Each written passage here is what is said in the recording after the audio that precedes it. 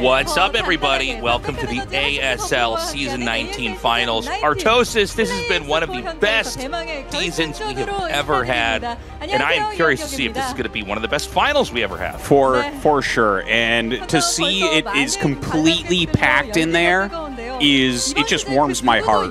The fact that StarCraft has been through so many ups and downs over the years, and you know, here is this finals, everyone is there, everyone's looking hyped, and I think it's just going to be an amazing finals too. I think people are underestimating Best's ability, and I just can't wait. I'm super pumped for this, and there's not even a Terran in it.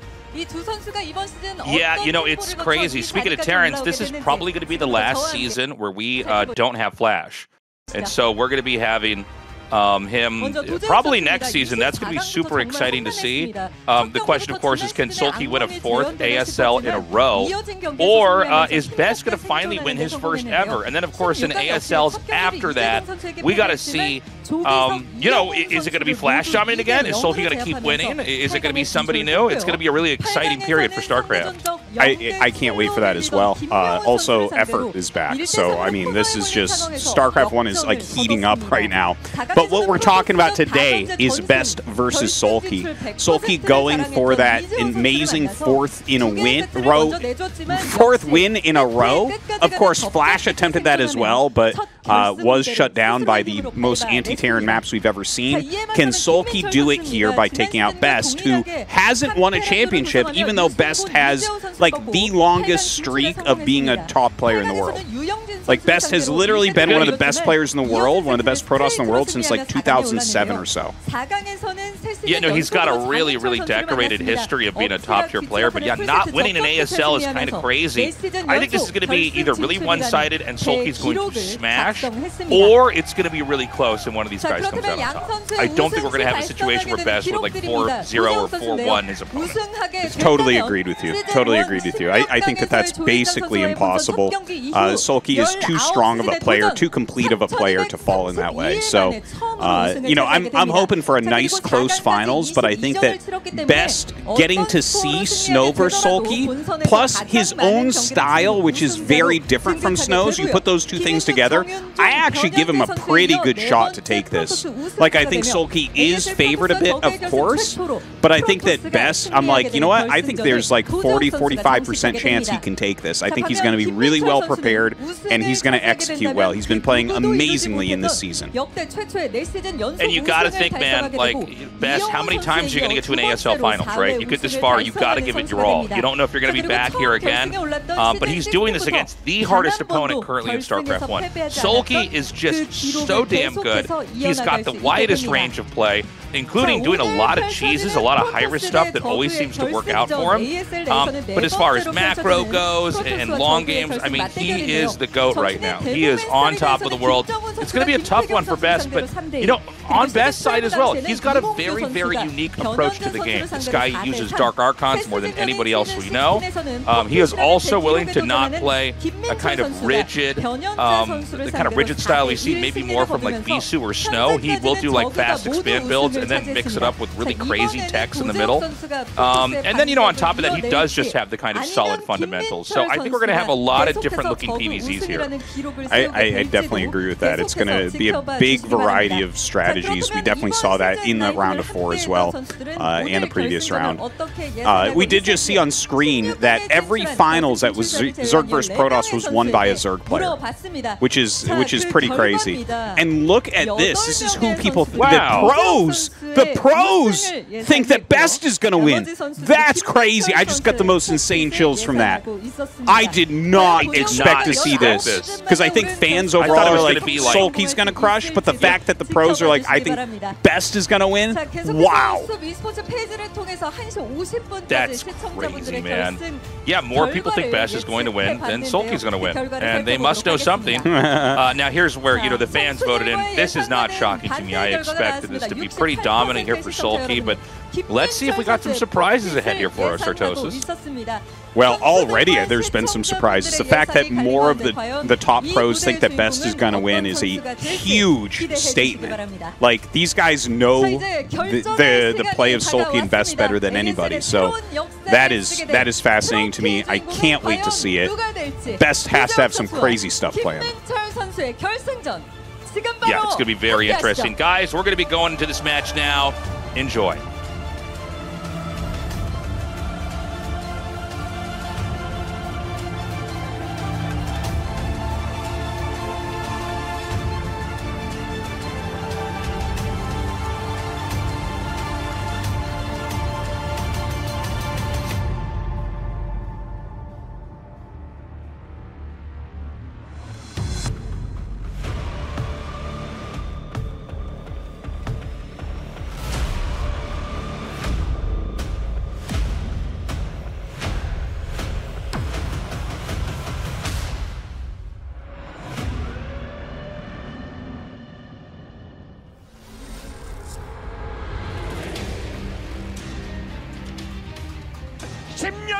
도전! 2016년 ASL 시즌1 예선에 도전하기 시작한 그 순간부터 가장 꿈꾸던 순간이 바로 지금입니다.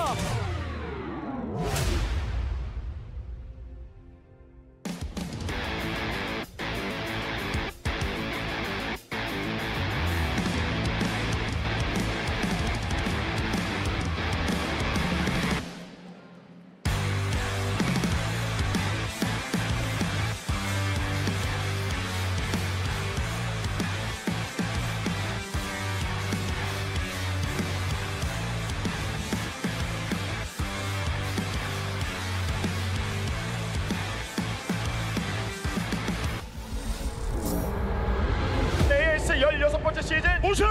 2회 연속 우승! 3회 연속 우승이라는 대기록을 세운 4회 연속 코핏에 도전하고 있습니다. 절대 안 질 것 같다라는 느낌이 확실하게 들게 만드는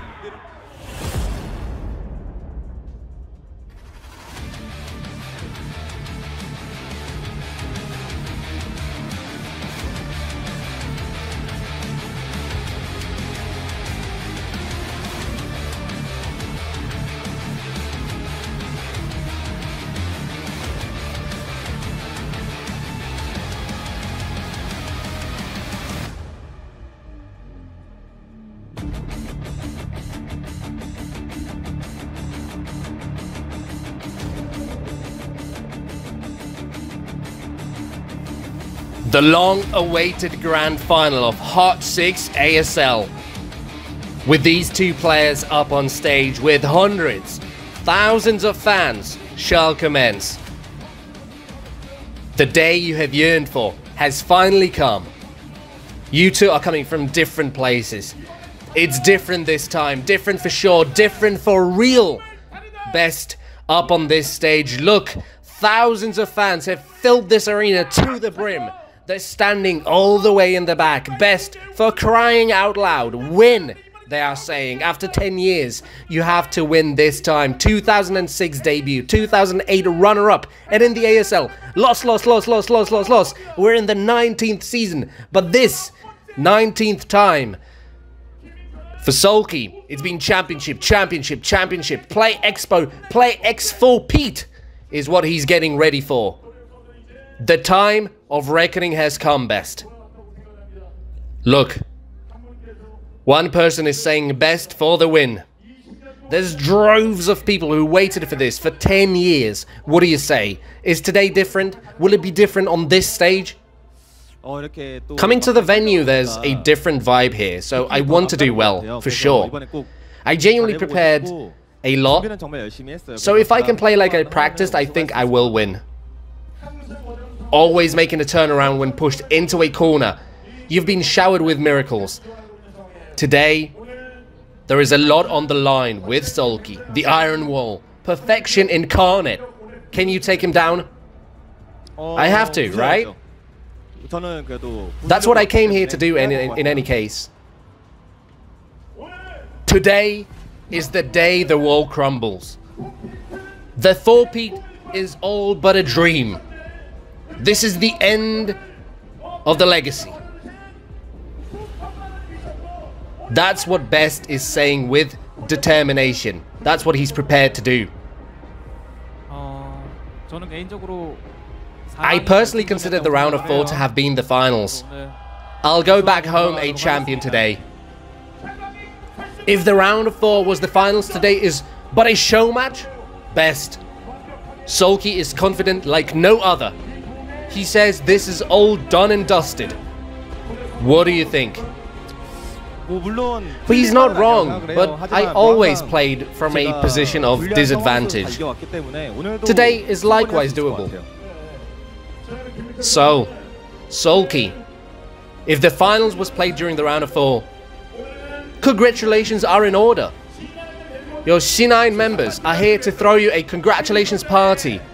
I hear you'll be taking the trophy and going to celebrate straight after the finals are over. I think we can all be in high spirits today. If you're going to get Champions Dinner after this, what about Best? What about Best? Is he going to go hungry? I'll go have dinner with him. You will? Yeah, I gotta be happy for him. Alright, gotta be happy for him. So, today, this Grand 4-peat record for SoulKey. A day of victory in front of so many fans gathered here. How likely do you think it is you'll win today, percentage-wise? Let's start with the fact that we're just playing around here. I'm not taking Best lightly. So I think I'll win with a 4-2, perhaps? Wow, 4-2. And Best.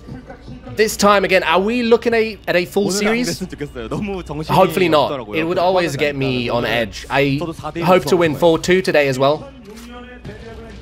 After your debut in 2006, you have never had a championship run on the grand final stage. What are you going to show today in front of these countless fans? I had fun practicing for this. I want to have a good showing. People are saying this is the year I ascend. I really hope that's the case. It's a tough opponent, but I think that if I do well, I will win. I'll do my best. And please address SoulKey too. SoulKey, have a good dinner regardless. Oh! Enjoy your dinner after losing, he says? SoulKey, what are you going to show these people today? And a word for Best, please. A lot of people showed up, so I'll play a cool match. This is Best's first time in the finals of ASL. Even just saying that makes me feel sorry. Oh, he's already feeling sorry, Best. What do you say to that? I think he's sorry about this being a boring finals. It won't matter, because I'll win. Oh, he says it's fine as long as he wins. It's like he feels sorry for you, SoulKey. I do not expect to lose today. I'll play well. He says he won't lose, Best. Neither am I. Oh, you stopping the 4-peat today? I have to. Understood. What is left is the long-awaited grand final. Who will be the champion today? Who will get to raise the trophy in this venue? Put your hands together and make some noise. It's time to start the grand finals.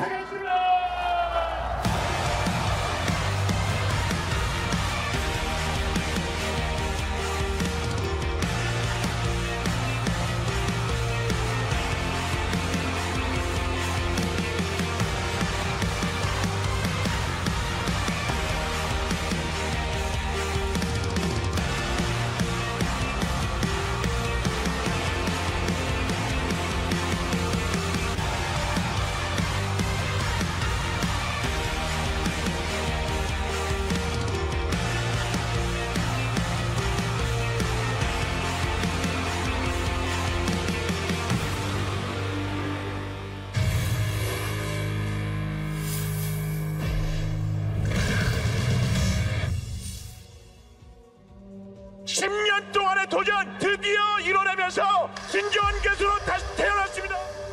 됐다. 드디어 딱 이거였던 것 같아요. I've done it. I knew that was it. I've made it into the finals after 19 seasons.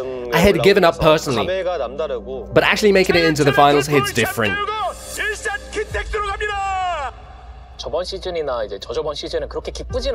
I wasn't as happy last season or the season before. The round of 4 games didn't go as well. Winning the last set, I felt genuine happiness. Shock elimination in the round of 24 in Season 18. The losers match in the round of 24 was the most dangerous. It was a close shave. Again the round of 4 is all I could think. I was so nervous, but overcoming it improved my mental fortitude.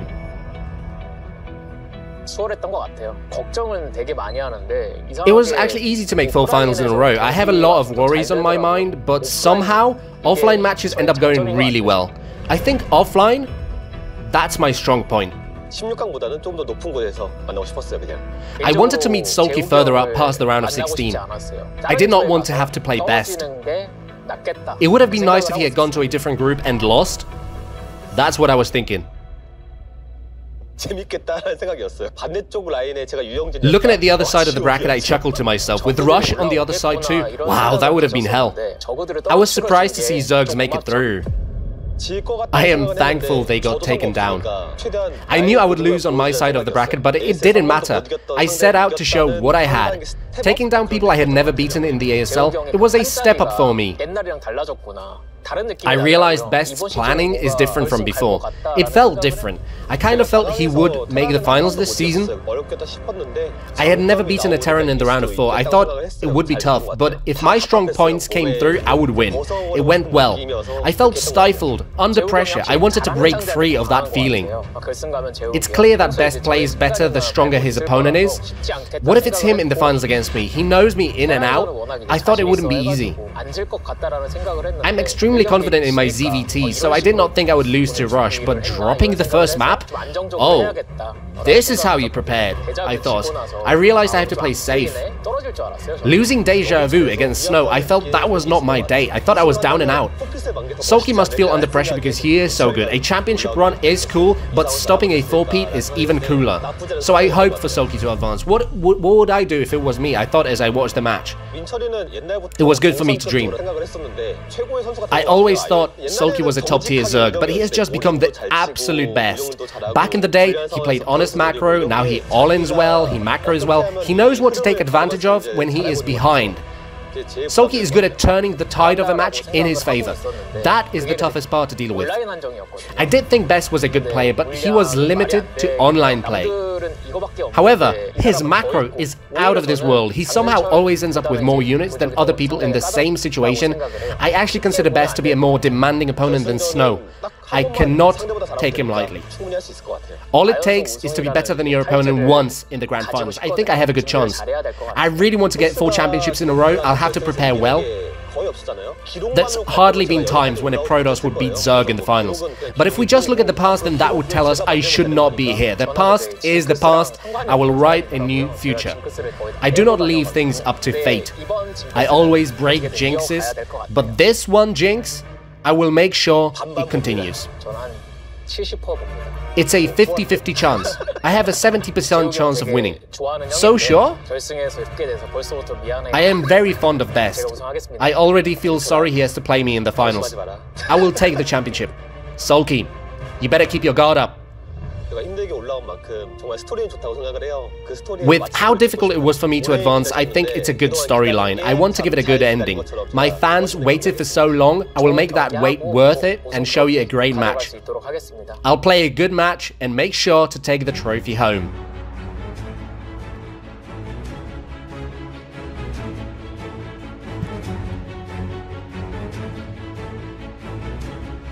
What is up, everybody? We're here at the ASL Season 19 Finals.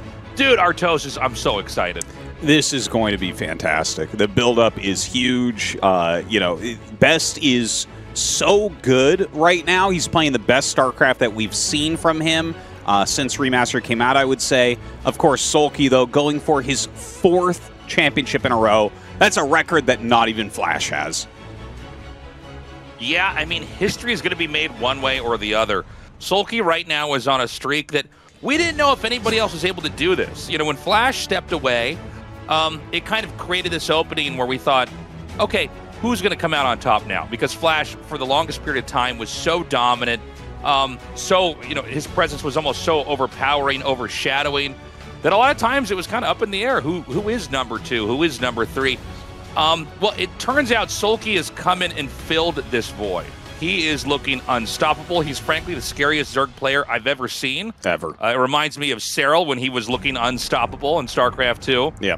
But Best is somebody we've been talking about for a long time. We've been saying that Best, he should have won an ASL a long time ago, but he didn't seem to perform well in these long format Star Leagues. Well, here we are now. He's in the finals. It's going to be so cool. And I got to point out, man, it's like standing room only. Like, that is absolutely insane what we just saw there in the audience. That so many people showing up for this finals. You can see how excited it is. Like, every seat is taken, and there are giant crowds of people standing around there. So, yeah, I mean, this is super, super hype. So this is the bracket from the round of 8 and up. You can see the Best had to go through some really, really scary opponents. He did manage to beat Queen 4-3. That was a big surprise for Tastosis and me. You know, I think Queen is still a very, very scary, very tough Zerg. I do think SoulKey is on another level. But yeah, I mean, he had some very tough opponents to get here. You certainly can't say that he was able to like coast through the easy side of the bracket or anything like that. And then of course we have SoulKey crushing Rush and then defeating Snow 4-3 in what was a fantastic series. That was so good. What a great series. You know, the 7th game, I think a little bit of a disappointment, but that series is why I really feel like Best has a good chance here. Not only did he 4-3 Queen with amazing different strategies throughout, but he got to see the best of Snow against the best of SoulKey. So he knows these builds. Like, SoulKey brought new stuff against Snow. Best is going to know how to shut that stuff down. So does SoulKey try to use it and test Best? Or does he come up with completely new stuff? Yeah, I'm not sure. I mean, the way these brackets were formed, you know, it looks like both of these guys are going to have a lot of research available to them. Because, you know, Best did beat one of the best Zergs to even get into this finals. SoulKey beat one of the best Protosses to get into this finals. But yeah, there's definitely been a lot of research going on here. I'm super interested in the planning of builds for both players. Let's not forget that SoulKey, you know, he's changed, not just in this matchup, but in several matchups, kind of changed the whole way that things operate. Like, he's been going for, like, you know, overpool against Terran a lot. He has 7-pooled in several games in his ASL history. And, you know, some of these super fast rushes can be devastating to people that open up Forge or Gateway first. That is very, very true. And in fact, we saw him start to punish people because of that. So, like, he's really thinking about the game on a level that no one else is. But again, you know, you get to see all these things that he brought out against Snow. And don't forget that Best plays a completely different style than Snow. Like, Best is more straightforward in trying to get damage. Snow will grind you down. He will use cost efficiency, great micro, great decision-making, stuff like that. Whereas Best is more likely to throw down extra gates early, run out with speed zealots, split them up correctly, and just get that damage in. And that's going to be something that, like, if SoulKey prepares for Best in the same way he prepared for Snow, I think that would be a huge mistake because he plays so differently. Yeah, you know, one thing about Best, and look, I'm happy to be wrong about this. You never know what a pro is going to do in a match that's this important. This is basically, you know, in the 25 years that Best has been playing, this is the most important day of his StarCraft life right now. Coming into this, I'm curious, you know, how many fast expand builds are we going to have? Are we going to have center gate? You know, we saw Snow do that. That was a big surprise. I didn't think we were going to really see that anymore in StarCraft 1. I don't feel like I see Best 2-gate in his main. There's a couple of, you know, obtuse, weird 2-gate builds that we see very rarely, but I don't think Best does those. But, you know, Best has a lot of unusual plays post-fast expand. He seems to be very willing to do kind of weird stuff like rush into a Reaver for a surprise drop, or, you know, I've seen some cheesy Dragoon range tech he's done, you know, a lot of weird stuff. So I wonder if he's going to pull that here now. It does feel like there's basically 2 categories of PvZers. There's like the Bisus and the Snows, which are very straightforward.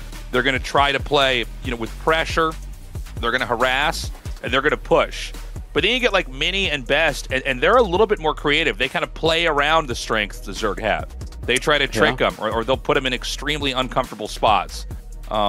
Which one's going to be the way to play against SoulKey? I can't say, but I'm very curious what kind of PvZs Best is going to show us. Well, you might need a mixture of every single style out there, because that is just how good SoulKey is. Like, SoulKey is a 100% complete player. You can't actually name something he's bad at. Try it. Right. Can you think of anything he's bad at? Like, there's only like a handful of players in all of RTS that are like this. It's like him and Flash, and then in StarCraft 1, it's like Maru and Serral, and it's like, yeah, no, these guys StarCraft just are 2, good. yeah. I mean, yeah, StarCraft 2, whatever. Whatever, Taste, this is also just StarCraft to me, but they like, these players are so strong. They're so good in every single way that you just have to bring in god-tier strategies and execution to have a chance to beat them. I mean, I think what you said is totally fair. It's like, when I talk about players like Flash or SoulKey, it's hard for me to kind of pin them down because they just do everything perfectly, you know?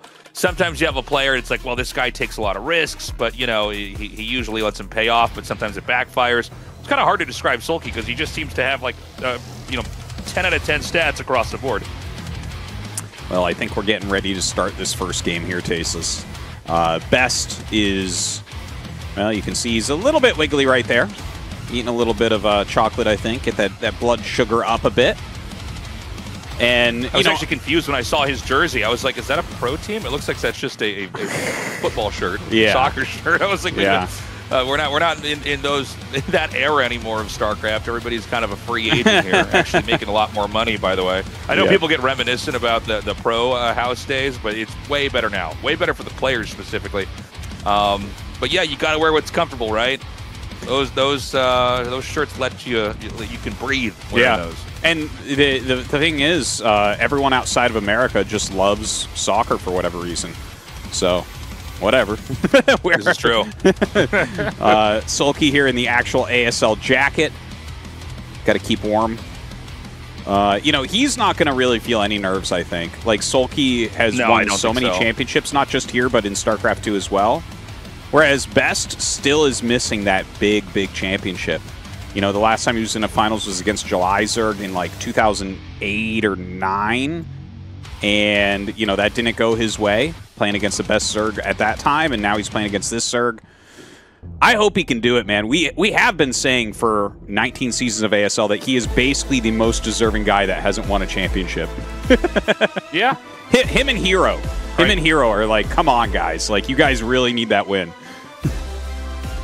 All right, guys, we're going to be going to Eclipse, Metropolis, Death Valley, Radon, Deja Vu, Dominator, and Polestar in this best of 7 to decide who is currently the best StarCraft player in the world right now. Best versus SoulKey. All right, we're going to get into it. Eclipse, a good map to start on, I think. Definitely see a big variety of strategies here. Okay, let's go.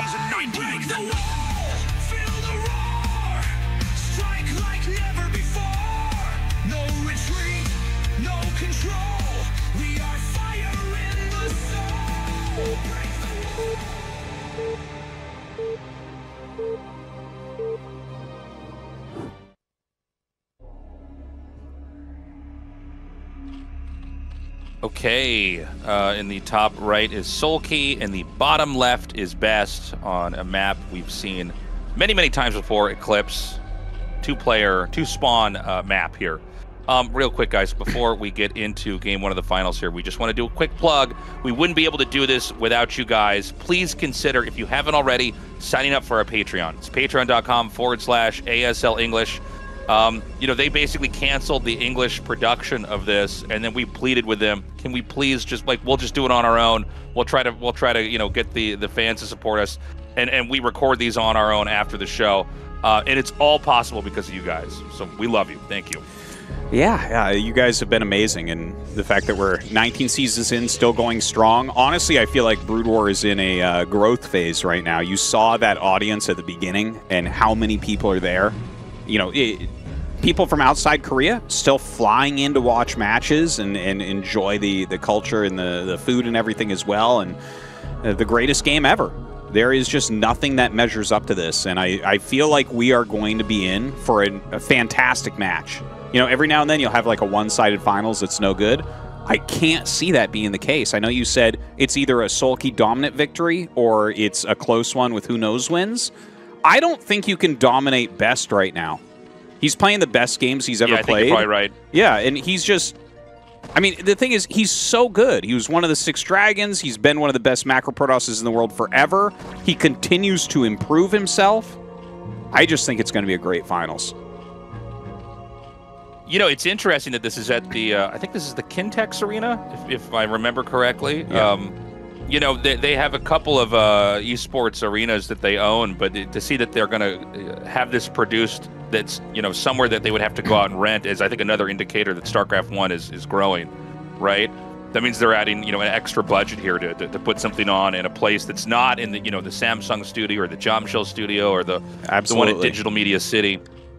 Well, so, yeah, that's a cool sign. Yeah, exactly. You can fit more people in there, and that's what you want to do. Get everyone who wants to watch, come down and watch. You saw how many people were kind of standing around watching as well. Like, that's some peak StarCraft right there, man. Everyone knows those shots of down at the beach and everything in Busan and how big StarCraft 1 was at its absolute peak, and who knows, maybe it gets back there fan-wise. Yeah, I don't see why not. So this game, it was Forge into Nexus into Canon into Gateway here. And so far, you know, everything's looking very standard. SoulKey has made the bare minimum number of lings, which is 4. I guess you can make 2, but that's pretty risky. And it's going to be the 3rd hatch coming up here. Now, in this phase of the game, we're always kind of looking at the Zerg's perspective a little bit more because we need to see if there's going to be a Hydralisk Den thrown down. That's, you know, if you have an opening which is 3 hatches like this, that's the first major fork in build orders, you know, is if a Hydralisk Den is going to be thrown down. And there's going to be some kind of Hydra bust or even kind of a fake bust where they send like 4 or 5 out and just try to kill your Forge or Gateway and drone behind it. Well, that's, you know, Zerg really dictates the early portions of the game. It's not like there's a lot you can do. Once you put the Forge down as Protoss, you're pretty mapped in. Like, the craziest thing would be to, you know, if your opponent is going for layer, like if you skipped the Stargate and like went for a quicker Citadel, that might be like, you know, one of the very few ways that you could mix this up. But yeah, for the most part, Best just kind of has to scout and react to SoulKey's early game. But we can see here, layer on the way. Doesn't look like he's going to be going for early Hydras or anything. I would imagine that he's going to go for a Spire here. Yeah, this appears to be a pretty kind of macro-oriented game. We've got, like you were saying, that layer coming down. You know, there's obviously still several aggressive things that Zerg can go for. You can go for Mutalisks and try to play that and get the Scourge as well.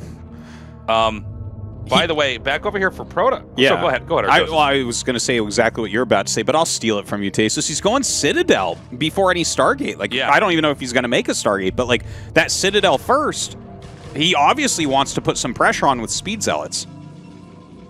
Yeah. So this is definitely, like, it's not uncommon, but it's less common than the Stargate opening. Now, the awkward part about it is, like you see here, the Dragoon has to run in here and try to kill this. He immediately cancels the Den, by the way, when he sees that. The Lings are going to run through here. This is just not blocked. Uh-oh. Oh, my God, he's going to go for the Dragoon. Oh, my God. He's like, I'll save you, Overlord. And he might actually save the Overlord with this, which is the crazy thing. If he had blocked that and gotten the Overlord, that would have been so much better for Best. But the Overlord seems like, is it going to get away?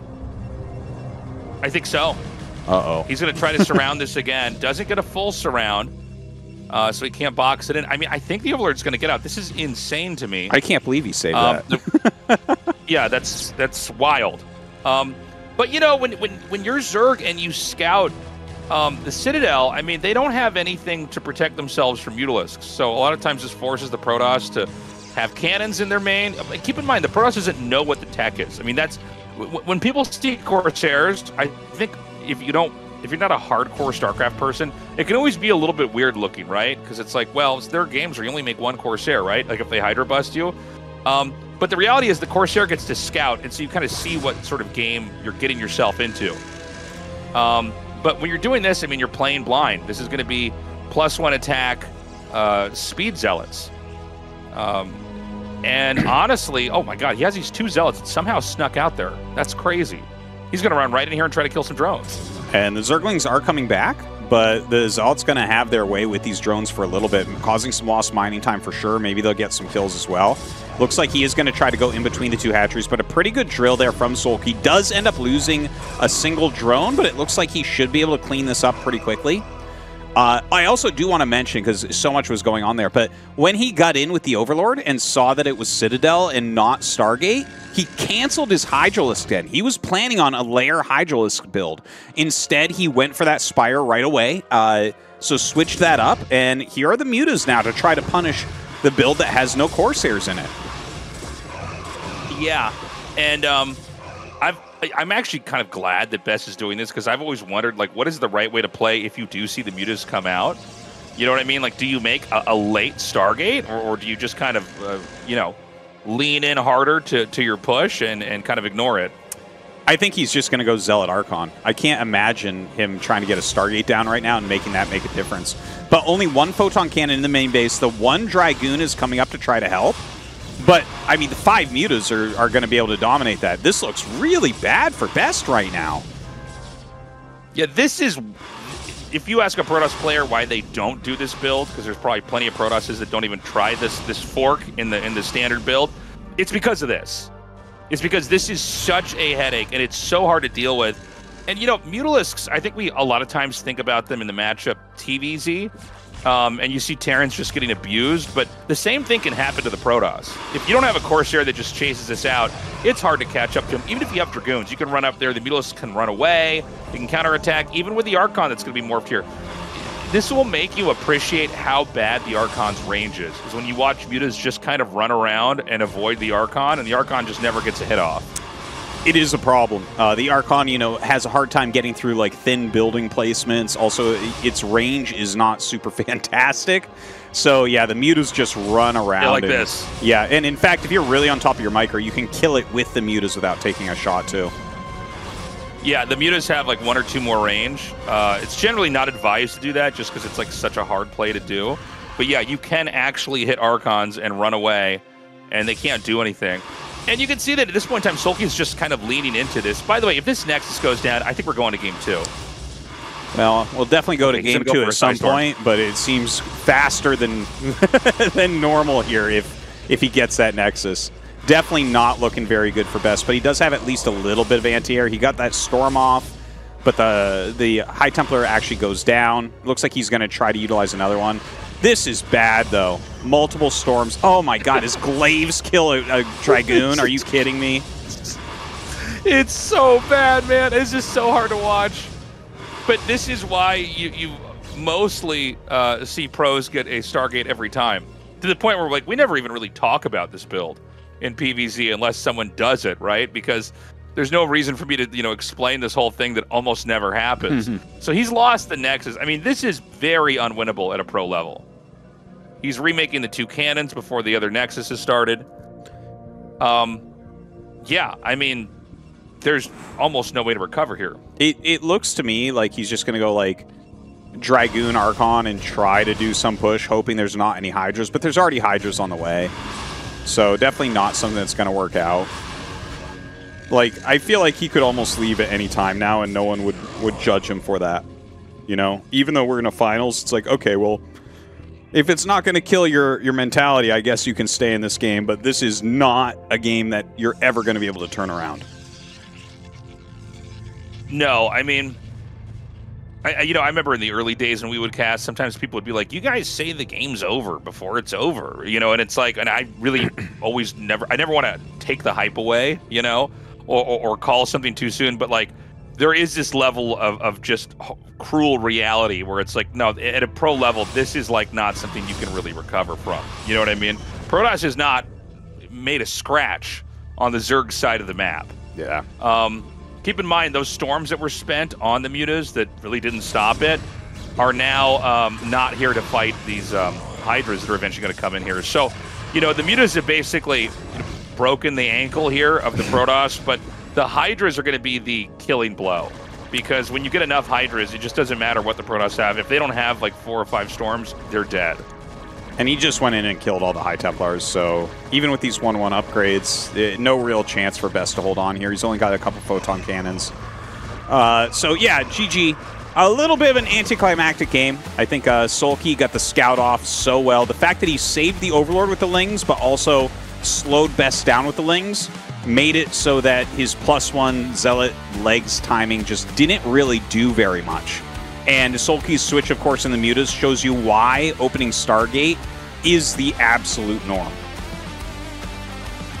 Yeah, I mean, the Stargate, if it becomes a Hydra game, you just ditch it. If it becomes a Muta game, guess what? You've got the counter. You can build that tech into your play.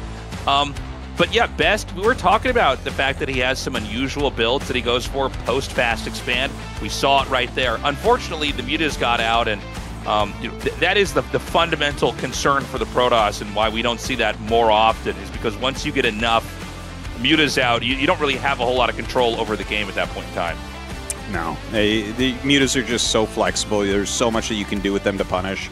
And I guess we're going to go back and take a look at this. When he runs in here, it's too bad. He got in there right before a Zealot and a Probe got there. He was, like, Best was sending a Probe to meet the Zealot that was about to pop. And if he blocks that, then suddenly there's an Overlord that's dead, no damage dealt to Best. He can probably get an additional gateway up more quickly to put more Zealots out more quickly. You know, things start to really go into his favor at that point. But, you know, unfortunately, SoulKey is so on top of things that I mean, he will jump on any mistake that you make. Beautifully done. I think we might be going to a break here, but it's also possible they've changed the production format, and we're going to be going just right into game number 2 after game number 1. So we'll know in a second here if that graphic comes up. But a really dominating performance here from SoulKey. You know, honestly, I'm not too worried about Best still. I don't know if we're going to have a lot more Stargate-less plays, because I think that someone like SoulKey is so strong in those kind of positions.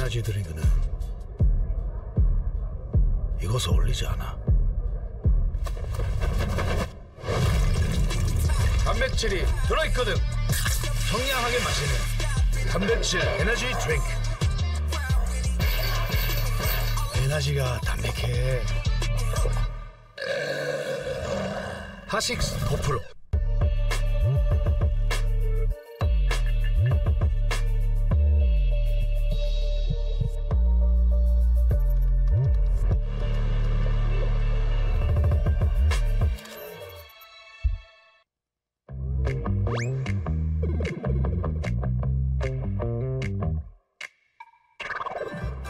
저희 우리 현경 사장님 오늘 저희 ASL 사장님인가요? 네. 지금 면접 날인데. 네, 대표님. 그동안의 수준의 면접자들보다 훨씬 상향 평준화된 면접자들이 지원을 했다고 해요. 오늘 두 분 한번 모셔보도록 할게요. 두 분 들어오세요. 안녕하세요. 안녕하세요. 아니 면접을 한 10년 만에 지금 처음 본다면서요? 근데 굳이 안 받아도 될 것 같은데. 그래. 하고 우리 저희 이분 성함이 김민철. 민절? 네, 저는 듣기로 근데 이미 합격이라고 얘기를 들어가지고. 세 시즌 연속해서 최종 면접에 계속 올라오고 있는. 그럼 면접자분들 자기소개를 좀 부탁드립니다. 먼저. 도재욱 면접자. 네, 저는 89년생 37살 도재욱입니다. 이게 코스고요. 네, 면접은 처음 봅니다, 여기서. 젊고, 이거 그만해요. 네, 저는 91년생 이제 저고요. 근데 제가 스펙을 좀 두 면접자들을 보니까 김민철 면접자는 스펙이 굉장히 좋아요. 우승도 했고. 네. 근데 도재욱 면접자는 보니까 2008년에 결승 간게 그 2008년에 에버스타리그. 그 에바리그. 네, 에바였죠. 그죠. 그래서 두 선수의 일단 좀 스펙 차이가 나는데 도재욱 면접자는 좀 어필을 하셔야 될 것 같아요. 뽑히시려면. 본인의 장점. 저의 장점이요? 네. 포기하지 않습니다. 또 그 긴 시간 동안 포기하지 않았어요. 여기 뭐 약간 이제 꼬치에 도전했다가 뭐 실패했다는 얘기가 좀 있는데. 실패는 아니고. 이런 실패감이 굉장히 중요하잖아요. 또 면접 볼 때. 김민철 선수는 뭐 실패감 없나요? 글쎄요, 지금은 성공만 하고 있어요. 근데 김민철은 뭐 컨디션이 안 좋아도 토스전은 이긴다 마인드라고 제가 들었거든요. 저는 실제로 컨디션이 안 좋았어요. 지금까지 약간 도재욱이 결승전까지도 어떻게 보면 좀 역배처럼 이렇게 지금 본인이 되고 있는데 그 부분에 대해서 어떻게 생각하세요? 편해요, 오히려. 오히려? 네, 저는 뭐 면접 떨어져도 다음에 또 보면 됩니다. 김민철 면접 떨어진다? 타격이 클 거예요. 솔직히 4강에서 김민철이 올라오길 바랬나요? 장윤철이 올라오길 바랬나요? 둘 다 쓰러졌으면 좋겠어. 둘 다 그냥 기절했으면 원했는데 네. 어떻게 올라오더라고요, 민철이가. 만약에 합격하면 그 이제 팬들에게 고기도 대접하고 다음 시즌 랜덤으로 출전한다고. 네. 이거 그냥 뭐 어차피 뭐 진다라고 생각하는 거야? 아니 그건 일단 포기한 거 아니에요? 전에도 여성 스트리머들에겐 그냥 쏘고. 야, 그거 아니에요. 그거 아니에요? 나도 그래서 연결한 적이 없어요. 면적이에요. 아니, 적이 없어요. 네네네, 완전. 아, 우승은 팬들에게 먼저 쏘겠다? 당연하죠. 팬이 먼저죠. 아주 좋습니다. 뭐 김민철 면접자도 뭐 포핏 이후에 랜덤으로 출전하기 위한 빌드업이다. 테란으로 손을 쓴다들 뭐 이런 얘기가 있던데 어떻게 된 건가요? 우승했을 때 이 미션이 걸려가지고 그걸 포기하기가 좀 아쉽긴 하고요. 그래서 이제 저는 랜덤으로 나갈 생각은 없고 우승만 하고 버린 게 굉장히 많아가지고. 목걸이를 내리질 못하시는데 그 오늘 죽다 살아났겠네. 처음에 진 줄 알아. 그냥 졌다고 생각하고 그냥 편하게 했는데 근데 김민철이 겪은 굉장히 오랜만의 위기였다는 생각이 들어요. 여기에서 위기를 겪었기 때문에 결승을 수월할 거다 뭐 이런 생각도 했나요? 그냥 오히려 더 힘들겠다 생각은 했어요. 노경을 인정하는 사람이죠. 저는 저보다 잘한다고 생각해요. 그러니까 토스 중에서 제일 상대하기 까다로운 사람이라고 생각해요. 믿지 않지. 왜냐면 진짜 그 이재호랑 만나고 있어요. 저의 장기를 좀 더 뽐낼 수 있는 그런 느낌. 상황 자체는 사실 도재욱이 더 좋다. 김민철을 응원하는 분들은 김민철은 빌드를 타는 저그가 아니다. 맞아요. 정확해요. 그래서 너무 어려워요. 이번에 스토리가 근데 너무 좋아요. 2등 진출에 4대3, 4대3 결승에서 우승하면은 진짜 눈물 날 것 같거든요. 이거는 부셔버리고 싶죠. 안 돼요. 그냥 뭐 대서사 스토리 있으면 완전 박살내버리고 싶죠. 그 스토리가 완성이 안 돼야 돼요. 저는 그냥 우는 사람들을 망치고 싶어요. 우는 거 봤을 때 어땠어요? 지난 면접에? 왜 저러지? 이 생각이 했는데 우승한 거 아닌데. 그죠. 4강에서. 지고 오시면 안 돼요? 지금, 야. 이 면접자가 옛날에는 힘들 때가 있었거든요. 있었죠. 극복할 너무 즐거워 보이는데 그때를 한번 생각하게 그래요. 이게 저는 이 간절함, 약간 태도 이런 걸 또 좀 중요하게 보기 때문에. 근데 김민철은 지금 우리 회사에 기여한 바가 굉장히 크잖아요. 있죠. 지금 이번에 또 가면 포핏이기 때문에 도재욱은 만약에 이번에 뭐 좀 포핏도 가능한가요? 이제부터 시작이죠. 오. 이러고 있습니다. 아니, 지금 보면 결승 올라오는데 10년 걸렸는데 포피나면 40년 걸리는 거 아니에요? 75세까지 더 잘할 수 있어요. 75세. 괜찮네. 우리 회사 정년 없어요? 75세까지. 좋아. 근데 아니, 그럼 내가 그러면 적어도 125살까지 살아야 된다고 하겠네. 킨텍스에서 본인이 보여주고 싶은 모습 마지막으로 딱 한마디씩 해주시죠. 저는 그냥 우승하는 게 가장 보여주고 싶은 거죠. 저도 우승인데 좀 후회하지 않는 경기, 그리고 좀 좋은 경기. 좀 좋은 경기 아니어도 돼요. 맞아요. 지금 물어뜯고 더러운 경기가 나오니까 리더라는 게 중요하니까요. 이기는 게 중요하니까요. 아주 좋은 자세. 그냥 결과만 보거든요. 자, 면접 이렇게 마무리하고 그러면 이제 최종 합격은 여러분들이 함께 지켜봐 주시기 바라겠습니다. 여러분, 안녕!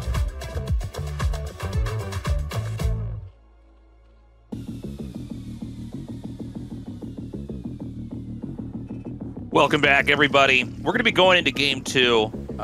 Game 1, unusual tech, but probably the most common way to lose with that tech. You know, I mean, that's the big, glaring Achilles heel of no Stargate play, is that mutas become very strong. And once they take out the cannon, there's a reason why a lot of times you'll see people make 2 or sometimes even up to 3 cannons if they don't have a Stargate, is they really can't lose control of their main.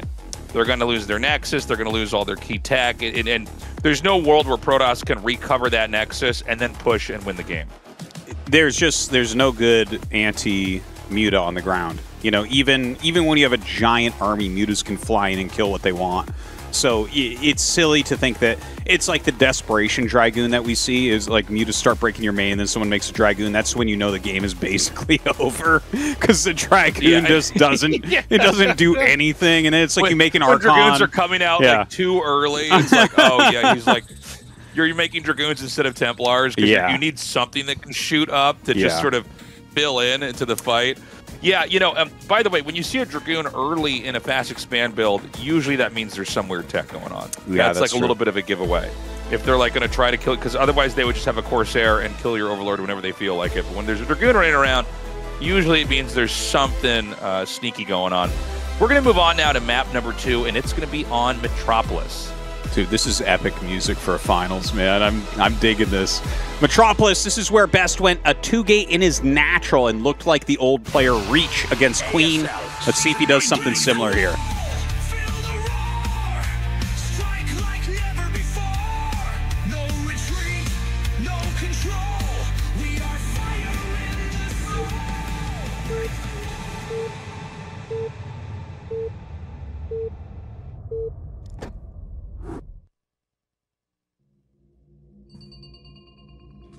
Okay, top left is Best, top right is SoulKey. Let's get into it, man. Hey. So excited for this finals, dude. Yeah. This is the exact same spots that Best had against Queen, by the way, on this map. I believe it was map 1 for them. Oh, yeah. Where Best went for a 2-gate at his natural and just swamped Queen with Zealots. And we were talking a lot about how that was kind of... It was so funny because like Best is kind of like the man toss nowadays, but the actual man toss from the old days, Reach, the best Protoss of his generation, you know, that's the way that he played the matchup. That was before Bisu showed how to play a Corsair heavy game. So I had a lot of fun with that game. I'm kind of hoping he just does it again. A lot of fun to watch. Yeah, it'd be very welcome. So this is going to be a fast expand play here. Forge or Gateway, probably Forge. When you see the Probe Scout early, like this after the pylon, you know, it's almost always a Forge, right? I don't know of any builds where you go for Gateway but still have a Probe Scouting on 9. Now this map, like some of the maps we've already seen here, is very cannon rushable, and I don't think any Zerg in the right mind would hatchery first, and SoulKey's not doing that. He's going to go for the spawning pool early on. And so, you know, when the Protoss gets in here and sees this, you basically just try to be as greedy as you can while still having a cannon up in time by when the first 2 or 4 Zerglings would get there. I actually, I like this as his opener as well. You know, I was kind of hoping for that 2-gate craziness again, but honestly, I've spoken about this to you a little bit. But on Metropolis, just because you have that kind of long, thin choke in front of your choke that's between your third base and your natural, and like the thing is the ramp with the minerals going up to the third, it's very easily defendable for your third base. So like this looks to me like a map where it's pretty easy for Protoss to quickly take a third gas and get into that like late mid game very, very strongly. So I kind of like the fact that he's going into more of a macro approach here. Yeah, this is one of those maps where it's like not very easy to push any one base. You know, sometimes you'll have locations that are kind of out in the open, and Zerg can still turtle pretty well on those. But when you get these little, especially like, you know, these third bases, basically 12, 6, 3, and 9, those spots on this map, it's kind of hard to push up a small ramp into a you know, very compacted area. So we're gonna have Best throw the Gateway down here to finish up the wall in. And, I mean, nothing crazy's really happened so far here. We're still waiting for things to develop. He did get a gas before the third hatchery. So this could be a little bit of an earlier layer or a little bit quicker link speed here. That's kind of interesting. Could it end up being like a Hydra bust? I was about, yeah, as I finished that and you started talking, I wanted to jump and be like, or a Hydra bust. That's always possible. That's some high-level commentary. I mean, just name everything that could happen at a given point in the game. Well, let me tell you something. You want to do high-level commentary in PvZ, you can always throw a Hydra bust out there and look smart when they do it a couple minutes into the game. It's just our really, really strong strategy. It looks like we're going to go up to 100 gas here, so this is probably going to be for a layer. Yeah, it'd be pretty surprising if it's anything else at this point, but I think the layer didn't get started. Oh, it's circling speed. Yeah. Okay. Yeah. You never know. I mean, you could try like a Ling Flood or something like that. It's definitely his speed upgrade really helped in that previous game. You know, getting in, saving his Overlord, keeping that pressure on, and there is the Hydralisk Den. So speed Zergling into Hydras. We'll see exactly what type of bust is. There are a couple busts, just the regular bust where you have Zergling speed, but also there is that range rush for Hydras where you get 5 or 6 Hydras with range to gun down the wall, and then you flood with Zerglings. So it could be either one of those. Quite strong. Yeah. So it's really all about just keeping this probe alive as long as possible. He is going to run around with a couple of these Zealots. I really like what Best is doing here. The sooner you see the Hydras, the more likely the Protoss is to stop the rush. The last thing you want to have is the Hydras are pulling up in front of your entrance, and you're like, oh god, and throwing down more cannons there. So this probe, once link speed is done, the probe can't survive on the map. But the 2 Zealots can come over here, and they'll see Hydralisks hatching. Well, as they get in and put some pressure on, that's going to be really, really nice to see those Hydras. Like, that is a great way. Oh, actually, it's just more Lings that pop out. So, okay. So it's not totally clear. Yeah. But only 2 drones over here. It's like, okay, well, I mean, he's playing a little bit aggressive, right? That was a quick base that SoulKey took, and still very drone-light. Hydra's kind of flooding out. You can see his cannons pretty far back. So, I mean, regardless, you're going to end up losing your wall against a rush like this. But having your cannons that far back is definitely going to make it a little bit easier to add those additional cannons as well. So, I wonder if SoulKey's so smart, he just knows to never make the Hydras at the 3rd base, too. You know what I mean? Like, I wouldn't be surprised if he's just so smart. He knows, no, always make Lings from this one and then just get the Hydras in the other one. So the Hydras are going to be pulling up. And the Corsair is going to come here and scout. A lot of players will have this Corsair scout where the Hydra path could be. You can see SoulKey is actually very deliberately moving through the center of the map. Because he didn't even want the Corsair to see him that way. So he's going to see this now, but, the cannons are pretty far away from the entrance. So, I mean, this is pretty bad, man. In fact, the Zealots, they can't even quite, defend the entrance. They're going to have to be pulled back here. So he's going to go for the Forge first and probably get the Gateway after that. And Best is going to have to hang on for dear life here because this is going to hit really hard. I think he's going to be fine. Like, I think with the placement he had of those Zealots where he kind of blocked the Lings from getting in, that really blocked SoulKey from moving forward. You can see SoulKey here only on 8 Hydralisks right now. And there's plenty of cannons being made, so I think Best just cleanly holds this. We see more Hydras coming out. I'm a little bit stunned that these Overlords are not properly protected, because losing 2 is really bad. That really takes the wind out of the sails of the rush. You need to be producing more and more Hydras right now. I think he's probably going to come hit here when the rest of these units get up here, because with the supply block, it's either now or never, right? He's got 2 Corsairs continuing to do damage. He's going to run in right now. Oh, Best is going to crush this. This is not even close. He is easily breaking through. He kept those probes up at the front for a reason. They dealt damage, they blocked, they tanked damage, and that was an easy hold there for Best. He is so far ahead right now.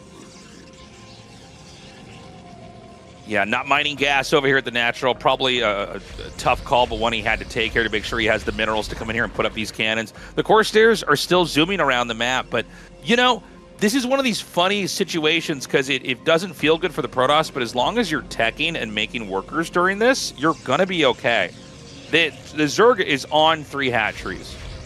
They don't have a great amount of drones either, which is pretty painful, but, Zerg, they eventually want to be up to like 6 hatcheries here. So, Zerg is going to start to sink in position if they can't get something done. And I think with the number of cannons we've got over here, Best is in pretty good shape. He's definitely not going to be broken anytime soon. He's actually getting the Robo very, very quickly there as well. Maybe fearing a quicker lurker transition here from SoulKey. And his Corsairs continue to get some great scouting. He definitely sees an increase in drone count, so he knows that there's not another attack coming up. And, that's going to allow him to really power up into exactly what he's looking for. A robotics facility on the way here.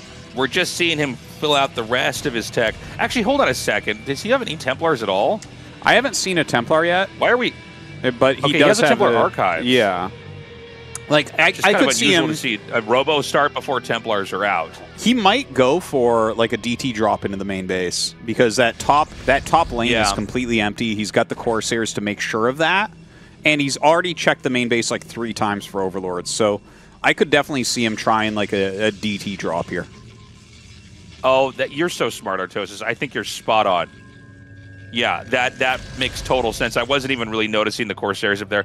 DT drops are always good versus players that try to Hydra bust you if you have some pretty quick access to their main. In other words, you could load up with a shuttle and make a straight line into their main, and that's absolutely the case on this map here. Well, there is one Dark Templar, and you know, he does have that robe up. We'll see if a shuttle pops out anytime soon.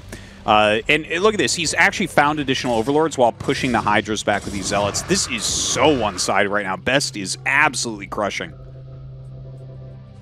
Yeah, I was wondering if he was going to dive on that Evo, the Evo chamber out there and maybe try to cancel an upgrade or something. He's even going to come in here and hit this spot. And I mean, honestly, SoulKey really doesn't have that much. I mean, I don't know how good his drone drills are going to be, but it's kind of hard to imagine these Zealots being stopped. A lot of damage coming down here now. We can see the Hydras are going to get pulled out, and that's going to prompt Best to just go face first into those Hydras again because they can't fight out on the open like this. Well, he has one DT walking across the map towards that third base, but a new Overlord did pop, and now the shuttle is out with 2 DTs in it. So he is going to get that drop off. He's keeping a lot of pressure on SoulKey, bringing these Zealots up, and you know, this is going to draw a lot of his attention, which is really important to get this drop off. Yeah, it's going to be very, very tricky. There is an Overlord here. It's not perfectly positioned, but I think it could just like go above it or go below it. Actually, look at the minimap. I think that Overlord might have like perfect vision of everything from top to bottom. Might. Meanwhile, we're going to have another attack in over here. Now, even if the Overlord sees it, that doesn't mean that SoulKey necessarily sees it. In games this chaotic, oh, he spotted it immediately. So he's ready for this. 3 DTs coming in here, a huge investment. And what he's going to do is he's going to split them up, and this has got to be so annoying right now for SoulKey because you can just hide the DTs in these deep reaches of the main.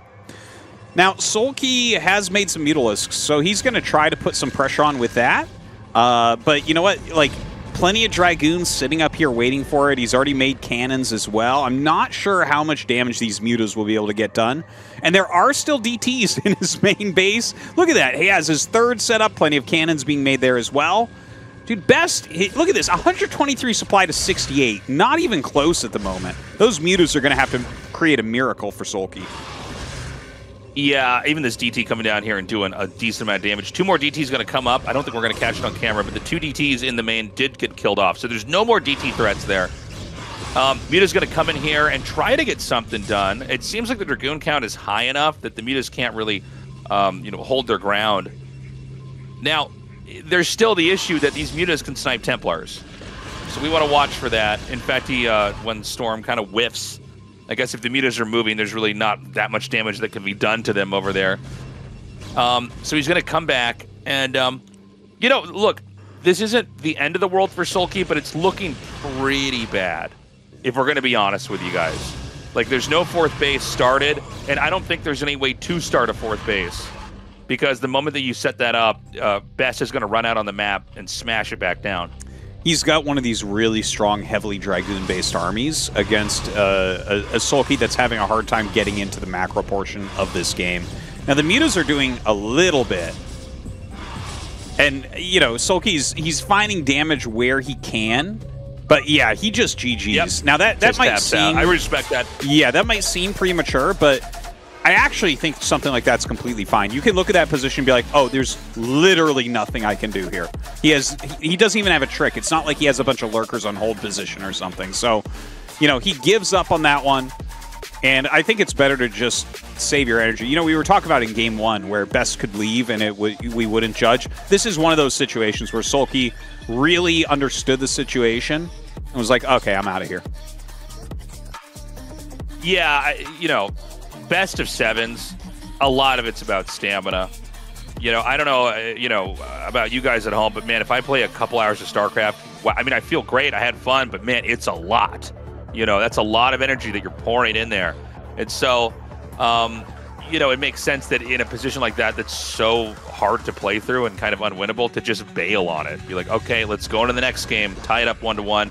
So this was the Hydra bust that was basically intended to shut the game down. And I think these 2 Corsairs basically won the position for Best. He ended up killing 2 Overlords, which you just can't do.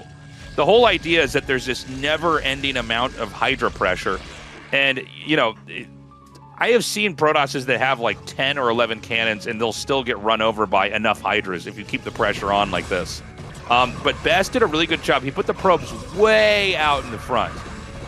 The Zealots way out in the front. The Hydras could never run right up and shoot everything down. And you don't care if you're losing workers in this moment. It's not important because the Zerg isn't making workers anyways. You could just keep making workers off the 2 Nexuses, keep getting cannons, just keep getting your tech behind it, and eventually you're going to be very, very much ahead.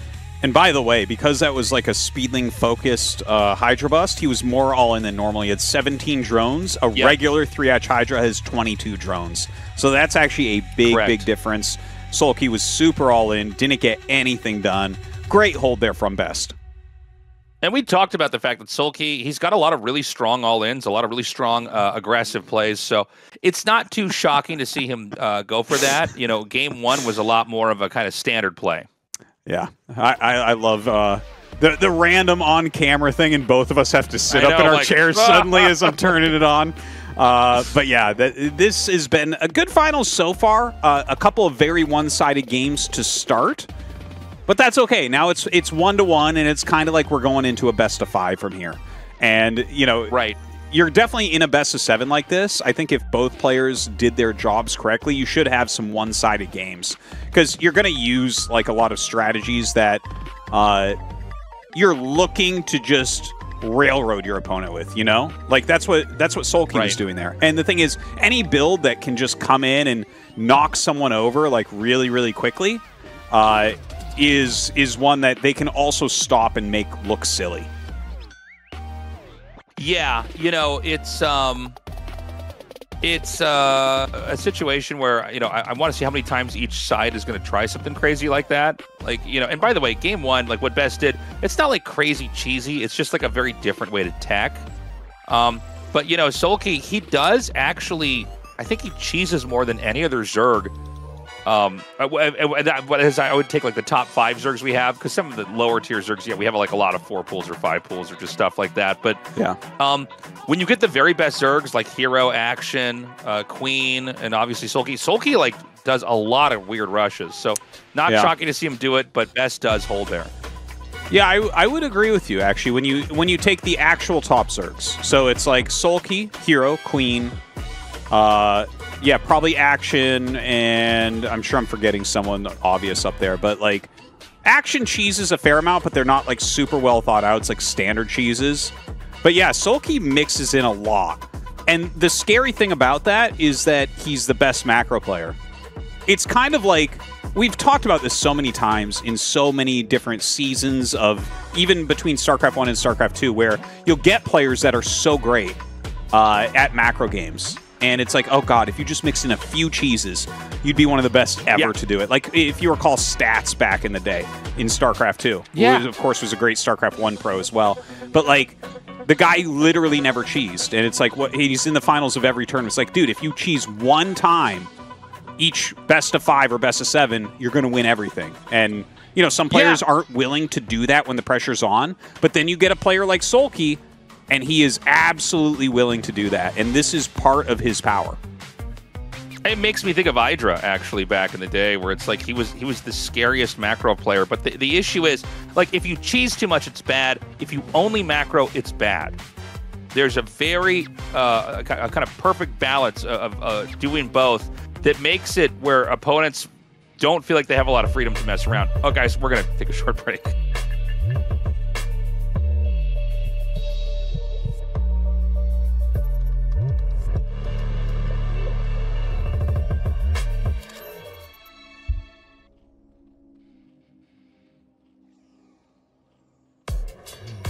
이 에너지 드링크는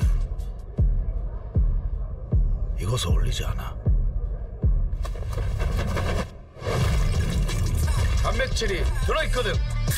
청량하게 마시는 단백질 에너지 드링크.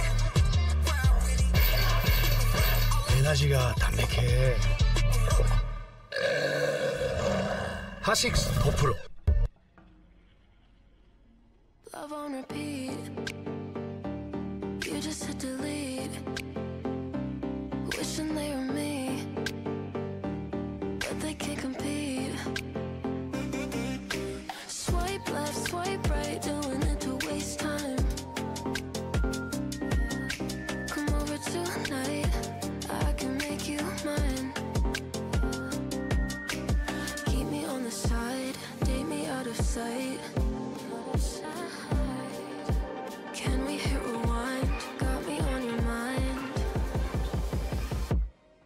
Love on repeat.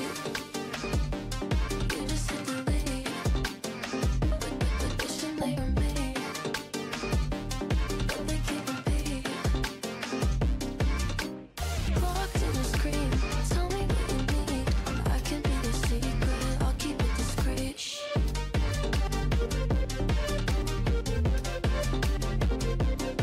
Love on repeat. You just hit delete. Wishing they were me. Can't be me, but they can't compete. Can't compete.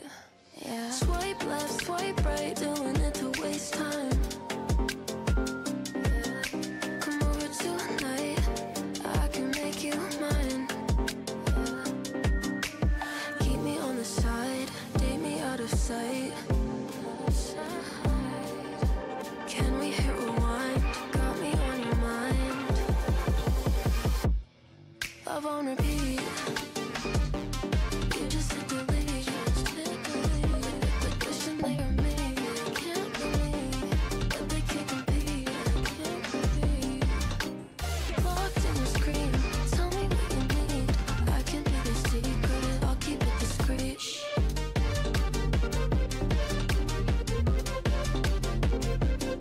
Love on repeat. You just hit delete. Wishing they were me. Can't be me, but they can't compete. Can't compete. Yeah.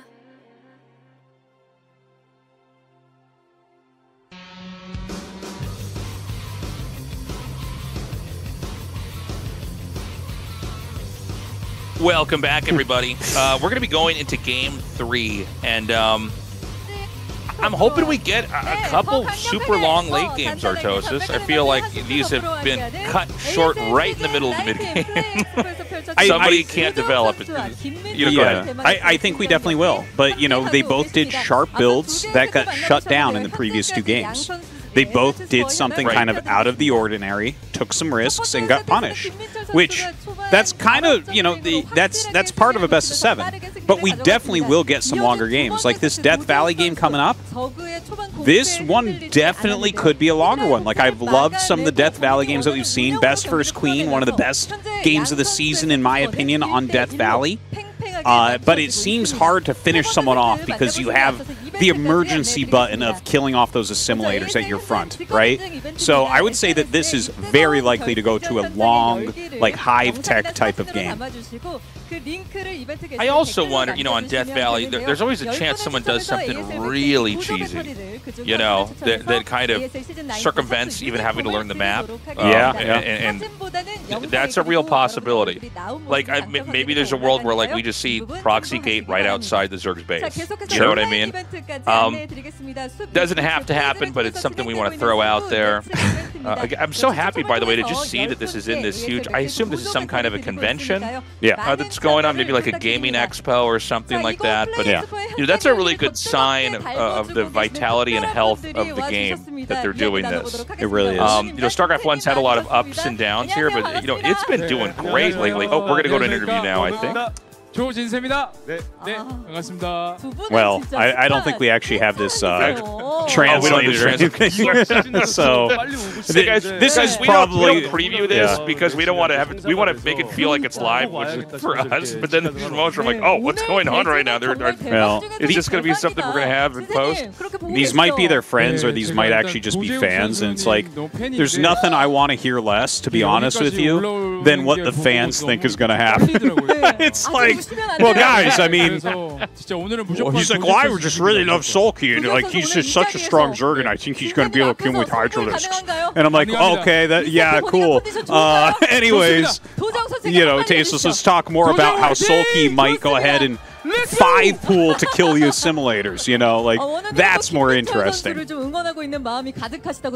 Yeah, I'm super interested in who's actually going to take this. But yeah, to what I was saying earlier before I was like, oh, an interview. I just, it's so great to see how well StarCraft 1's been doing. This is the most watched game now on Soup. formerly Africa TV, which is saying a lot. This is the big streaming platform in Korea. And, you know, the only other thing that I think is bigger than this right now in Korea is League of Legends. But League of Legends is massive. There's no shame in being number 2 to that. Yeah. And, you know, StarCraft, obviously, we all know that are watching this that it's a much better game than League of Legends. So big cheers to the Korean fans for figuring this out. Yeah, there's that great interview. Thank you so much, Young Kyung. Hopefully we just get into this game number 3, man. Death Valley has been one of my favorite maps for this season so far. Yeah, you know, I'm glad I'm not having to play on it, but man, it is fun to see top players duke it out and kind of see what ideas are at play and what they try to do versus each other. It's pretty clear so far that both these guys are bringing a solid game. Again, we never really got to late game in any of these so far, like we had in you know, some of the PVZs with Snow and SoulKey. But I think we probably will have some of those. There's a lot of different ways to approach this map. We'll see if they try to embrace the map for the designs that the map makers offer it, and that it can make for a very unique game, or if we're going to see players try to cheese through that by doing something that would basically cause the game to end very, very quickly. Remember that SoulKey did a 5-pool macro build here against Snow, where he went for the 5-pool and we're like, oh my god, that's crazy! And then he just killed the assimilators and made it a macro game and owned the right side of the map. So as best, you have to look at that, right? If you go for a gateway in your main or 2 gateways in your main, you will auto-kill the 5-pool. But you'll be weak against everything else, right? What do? Yeah, and SoulKey already put that in the ecosystem, right? That was one of the builds used in this tournament. So is that one of those builds you can do over and over again, or do you pull it out once and then discard it as you go on your way to the finals? We're going to see, guys. This is Game 3, Best versus SoulKey on the map Death Valley.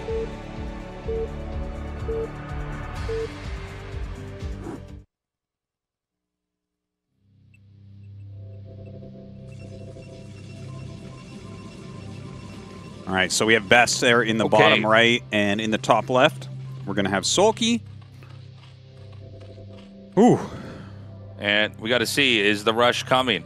Is he going to make more than 5 drones? It looks like he is. He started a 6th drone now. Oh, the 6-pool macro build, maybe. Oh, the 7-pool macro build, maybe. Yeah. Well, what pools are there not? I guess there really isn't a 6-pool build, and there really isn't an 8-pool build. But everything else seems like you can do it. You can do 4-pool, 5-pool. From San Francisco, thank you for the shout-out to the Patreon. Yeah, thank you very much. Well, 6-pool used to be very popular, if you remember, Tastosis, in the early 2000s. Like, 6-pool was actually more popular than 4-pool back then. Yes. 6-pool was like, I was getting 6-pooled a lot back then, like that. Almost never 4-pooled. Huh. Yeah. Yeah, I felt like I was getting 4-pool. That was literally my... I wonder how many people are going to have the exact same story as me. Like, I had... when I first got online, someone 4-pooled me, and I'm like, what? And then, like, someone explained to me how to 4-pool, and then I just started 4-pooling people and winning until people started blocking it. And then when they would block it, I would, like, disconnect my internet because I was too immature to handle, like, defeat. Like, I couldn't handle it emotionally. So there was, like, probably a week where I was a degenerate kid 4-pooling people and then unblocking my internet when I lost. Yeah. I was, like, such a Dude, loser. That's so funny. Cause I think everyone has that story. Because when my first like week or so at playing, in the first 10 games I played, I disconnected twice, and after the second time I disconnected, I was like, wait, why am I doing this? This is so stupid. And then I never disconnected again. No, I understand. I had this moment, I'm like, this is so childish what I'm doing. Yeah. That's by the way, it's going to be a 2-gate, by the way. Yeah, proxy 2-gate. You actually called this as, like, who knows? Maybe there'd be, like, gates outside is natural. Well, not that close, but close enough. He is going to put on a lot of pressure, and he should be able to kill those geysers. Like, he should be able to kill the assimilators, and Best should own the right side of the map. I don't even know if that's the player, Tastosis. I think he wants to just kill him outright. Well, that would be nice. I think he's literally... The fallback would probably be killing the assimilators, right? I guess. Yeah, no, I see what you're saying. I thought you meant he wanted to just kill the assimilators. Oh my god, he's just... Yeah, no, I don't think it's only insane. That. Yeah, I think here you are obviously going to try to deal damage, but if you have to fall back, if SoulKey starts blocking it, oh my god. You make Sunkens there, man. Reavers can't shoot through mineral patches, right? Like, well, occasionally you can get something through, but that will be a pain in the butt. He'll have to take the right side of the map and go recall again. This is crazy. Dude. So what's actually happened is SoulKey's going to shut down his own assimilator. So the 2-gate Zealot, this is going to be completely useless. Well, Zealots can walk through with 1 killed. Yeah, no, you're right. Like, I don't think he's going to really get too much done because SoulKey's going to knock those down himself. Dude, this map's so crazy. I can't believe that SoulKey's first expansion is outside of best space. Yeah, it's pretty wild. That is so crazy. But I think if the Lings can just kill these 2 assimilators, I think this game's kind of done. You just have, like, you're, like, on 1 base.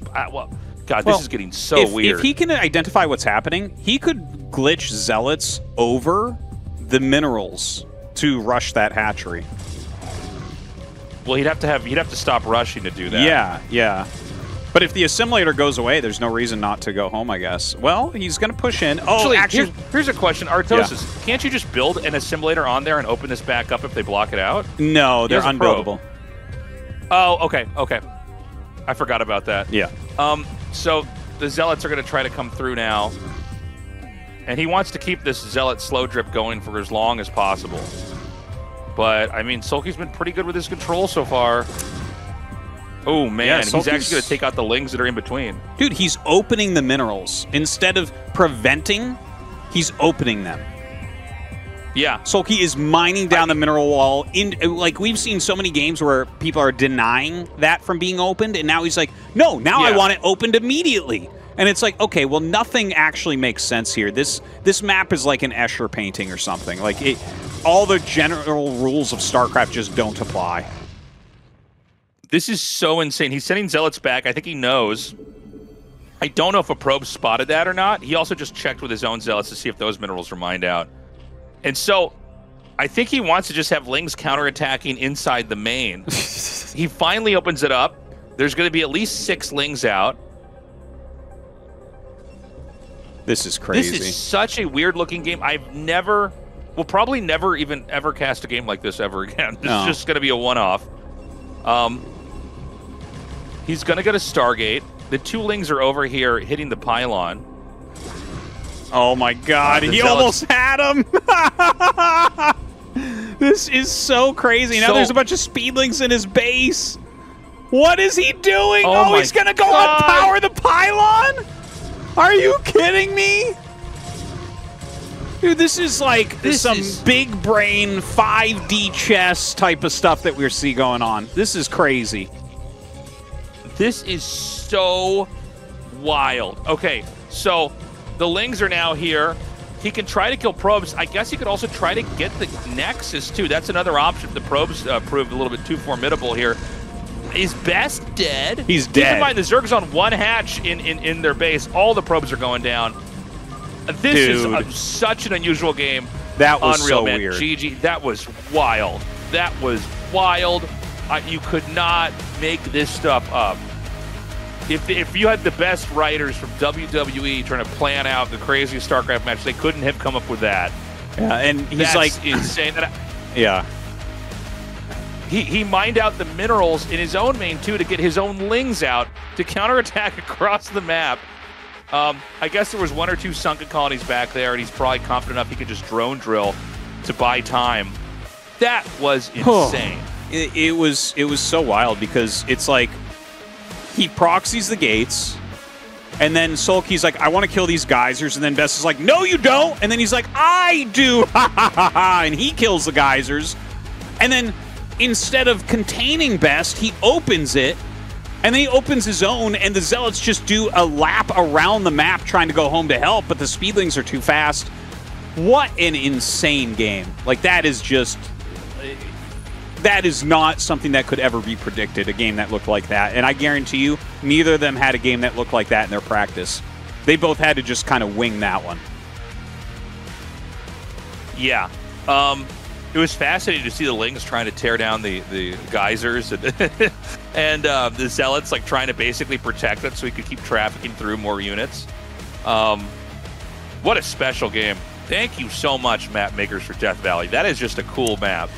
I tell you, I'm really sad. That's probably the last time that we'll see it in professional play because it's like the weird map of the season. But it's been legitimately really interesting in Terran versus Protoss and Protoss versus Zerg. You know, and obviously mirror matchups it would be fine on as well.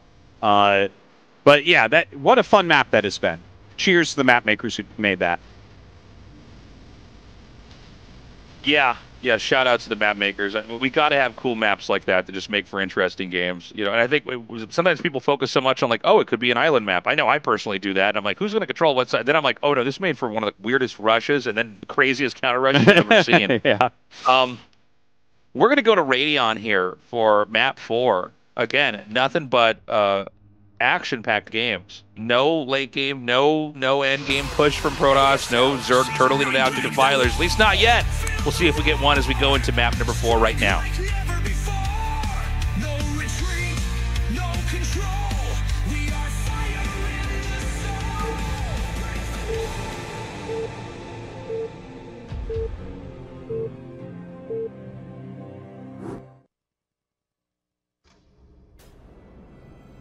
Okay, bottom right is best. Top left here is going to be SoulKey. Cross spawns here. This map, by the way, I love. I've had some great ladder games on it. I think it's an excellent addition of like a new map that just has some kind of general standard features on it with a few twists. Yeah. How about you, Tastosis? I think it's probably the best standard map right now. I was a big fan of Vermeer.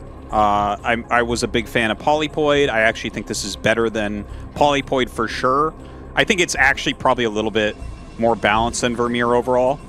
Yeah, I think it's a great map, but I'm going to throw this out there. I have grown to love Polestar. I think Polestar is amazing. Like, Radon was my go-to for practice games, like if I'm playing customs with people, and I'm actually starting to like Polestar over that.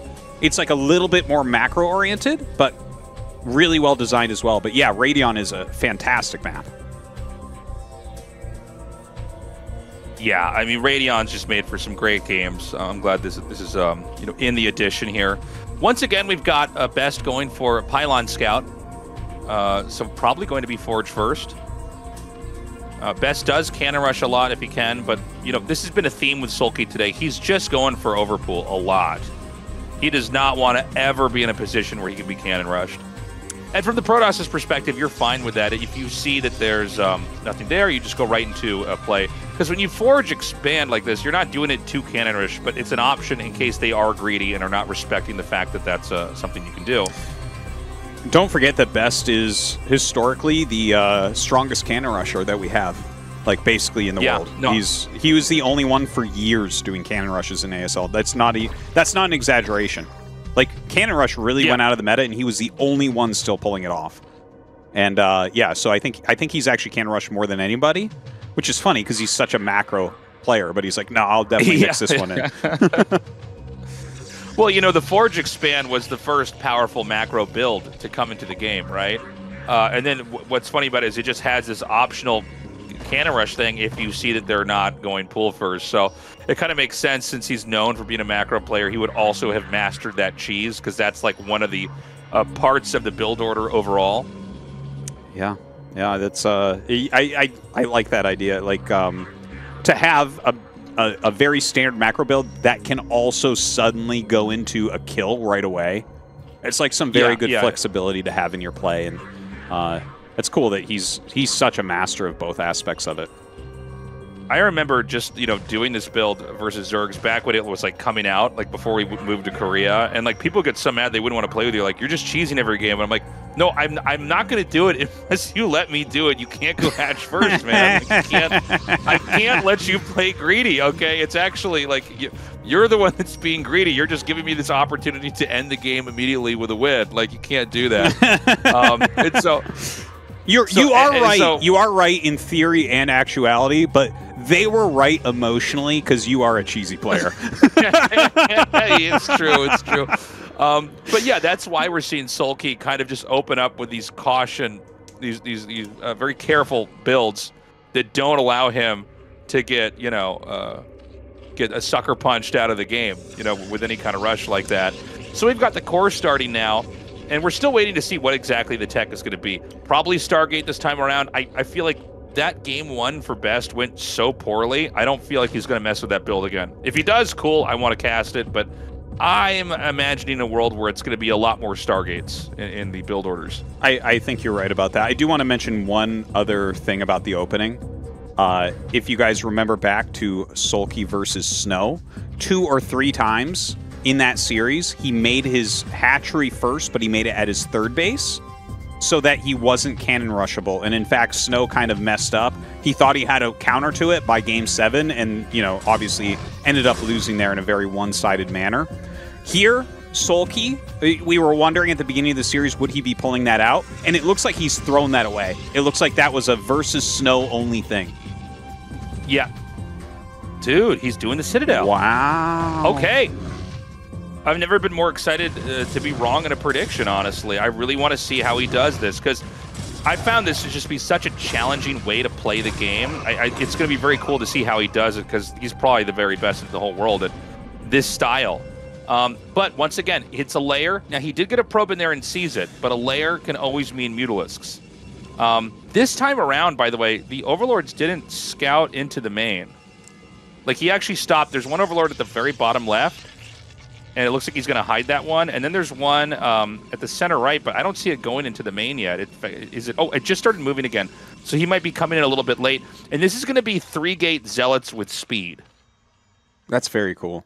That's very cool that he's doing that again. But there's a Spire on the way, but don't forget, like, SoulKey doesn't know that this is happening, and he didn't get Speedlings in to slow Best down. If you look at that previous game, Best, you know, he made a Dragoon to try to kill the Overlord, and then he only had 2 gates because he was losing mining time. Here with the 3 gates, no interruption to his mining time, his push is definitely going to be way stronger than what we saw in Eclipse.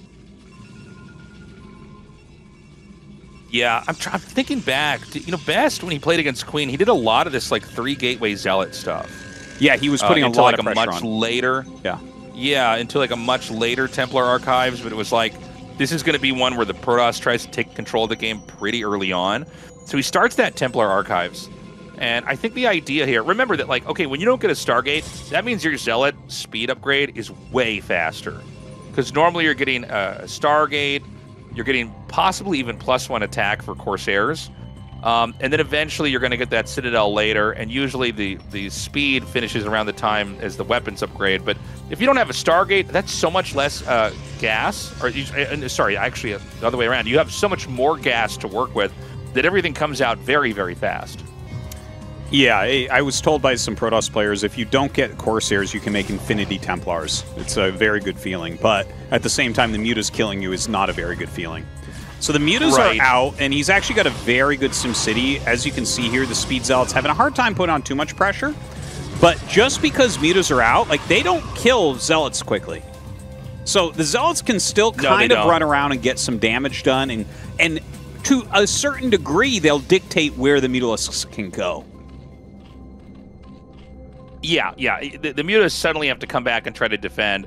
And yeah, Mutas, I mean, look, obviously they can kill Zealots over time, but they don't kill them quickly. So now we have a Dark Archon. Will we have a second one? Sorry, not a Dark Archon, a Dark Templar. I got ahead of myself. Will we have a second Dark Templar, and will he make a Dark Archon? I wonder. Well, right now the Zealot's going for a counterattack. He is just leaving that DT there, so I think you're right that we will see a Dark Archon, most likely. And Best is kind of the king of Dark Archons anyways. But he breaks those Lings. He is going to go after this Sunken. Goes into both drone lines as well. I like the idea of the splitting, just making it very hard for SoulKey to deal with everything.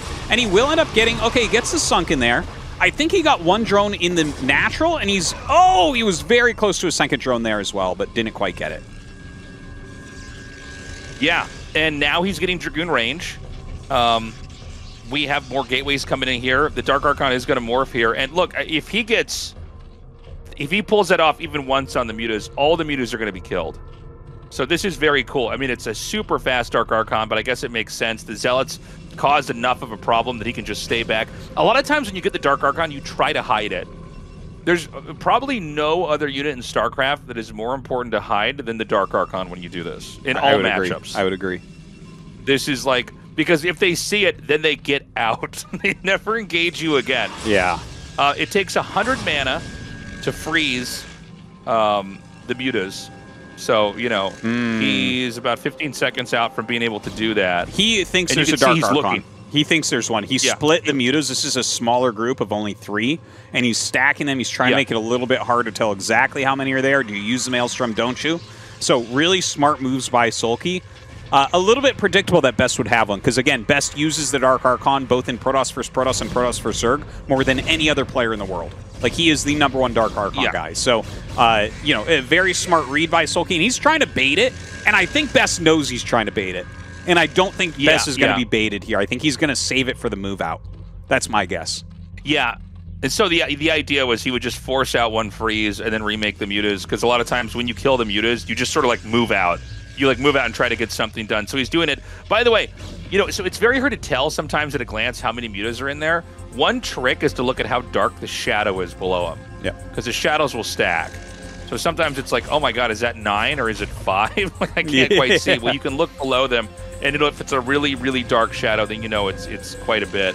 So he's going to try to come in again in this game of hide and seek. The Dark Archon is remaining hidden, although you can tell SoulKey is still pretty sure there's one somewhere in there.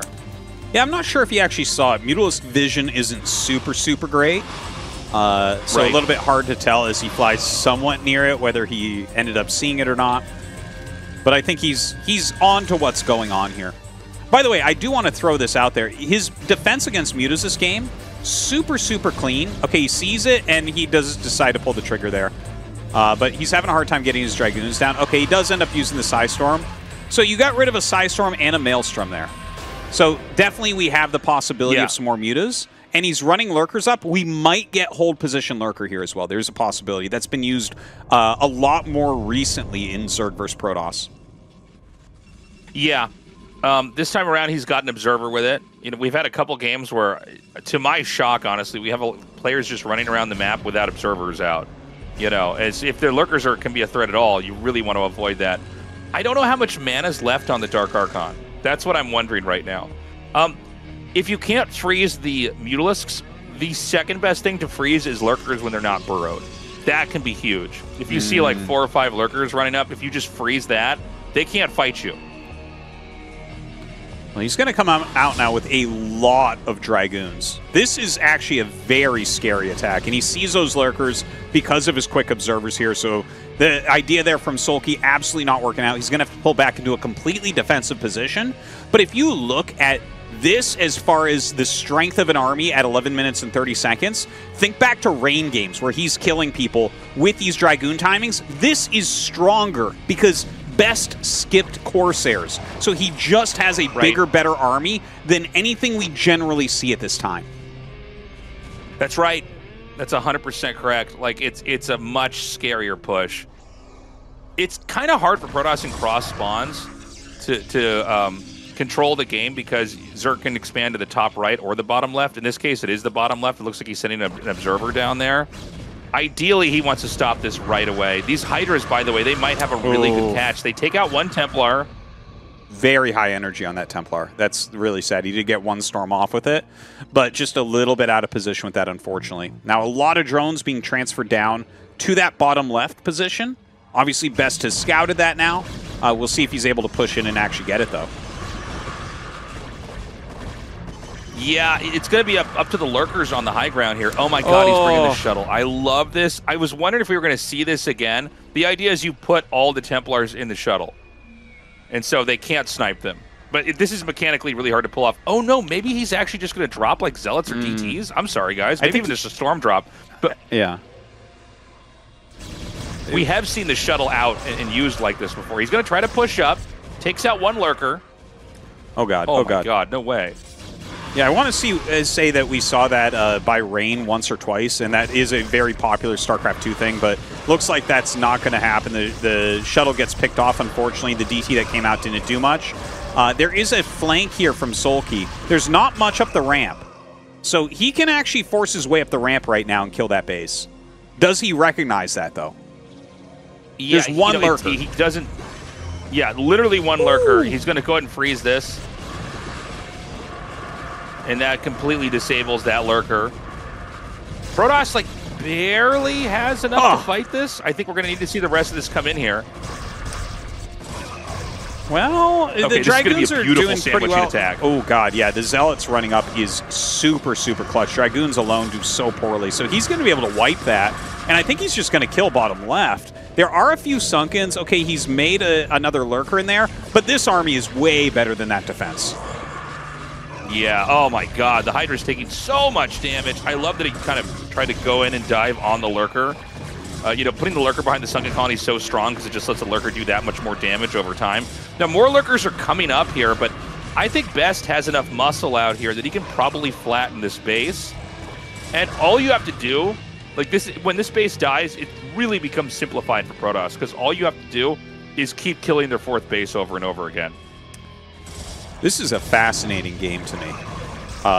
You know, SoulKey's really trying to get in here and still clear this army out. Obviously, he's going to lose that base, but if he can kill the army, it's still kind of a playable game.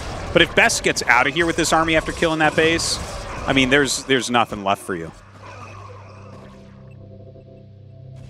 Yeah. I mean, he succeeded in the first mission. He took out the base. Zerg's going to expand to 12 o'clock here. This is a very common location to take. I'm actually kind of surprised he didn't try to do that earlier, but I guess he was probably scared of the initial push and the presence that Best had on the map, so he tried to go for a far-reaching hidden base in one of the other mains. But yeah, from here, it's like you just keep upgrading at your forge, you keep macroing out. One thing about like this part of the game, PvZ, is like what you have to do, macro-wise, is easy. You're like done teching. You're just getting upgrades. You're just making stuff. You're pushing. You're getting to play the game you wanted to play by being out on the map here. Now, the Zerg is going to try to pin down this small army, but Best is going to try to come in here from behind and try to squish it. I think Zerg has to back up. This will let the entire army merge together, which is all Best is trying to do right now. Oh, no. Oh, God. That is a big army, but the flank coming in from Best is fantastic. He actually runs Zealots over to just draw Lurker Spines away while his High Templars catch up. And the High Templar is going to storm everything down. Just so much damage dealt to SoulKey's army there. Pushes it back easily. Best has 3 bases up. SoulKey did get his 4th up at 12 o'clock. So that's something. But he's lost a lot of Lurkers. His supply is still relatively high, but like his army isn't that great. It's like some Hydra, some Lurker, and we just have a good counter here from Best. He's so Dragoon heavy, so High Templar heavy. So, I mean, what can SoulKey try to do here? Protoss is about to go up to 4 bases. I don't think SoulKey can deny this. Best has had really good control, but SoulKey's going to run down here. This is a lot. Maybe with really good snipes from the Hydras, he could take the Templars out, but we already have some really good blanketing storms. Oh my God, he just lost 2. Yeah. Lots of storms in one of those. Yeah, and the other one just completely whiffed a storm right there, unfortunately.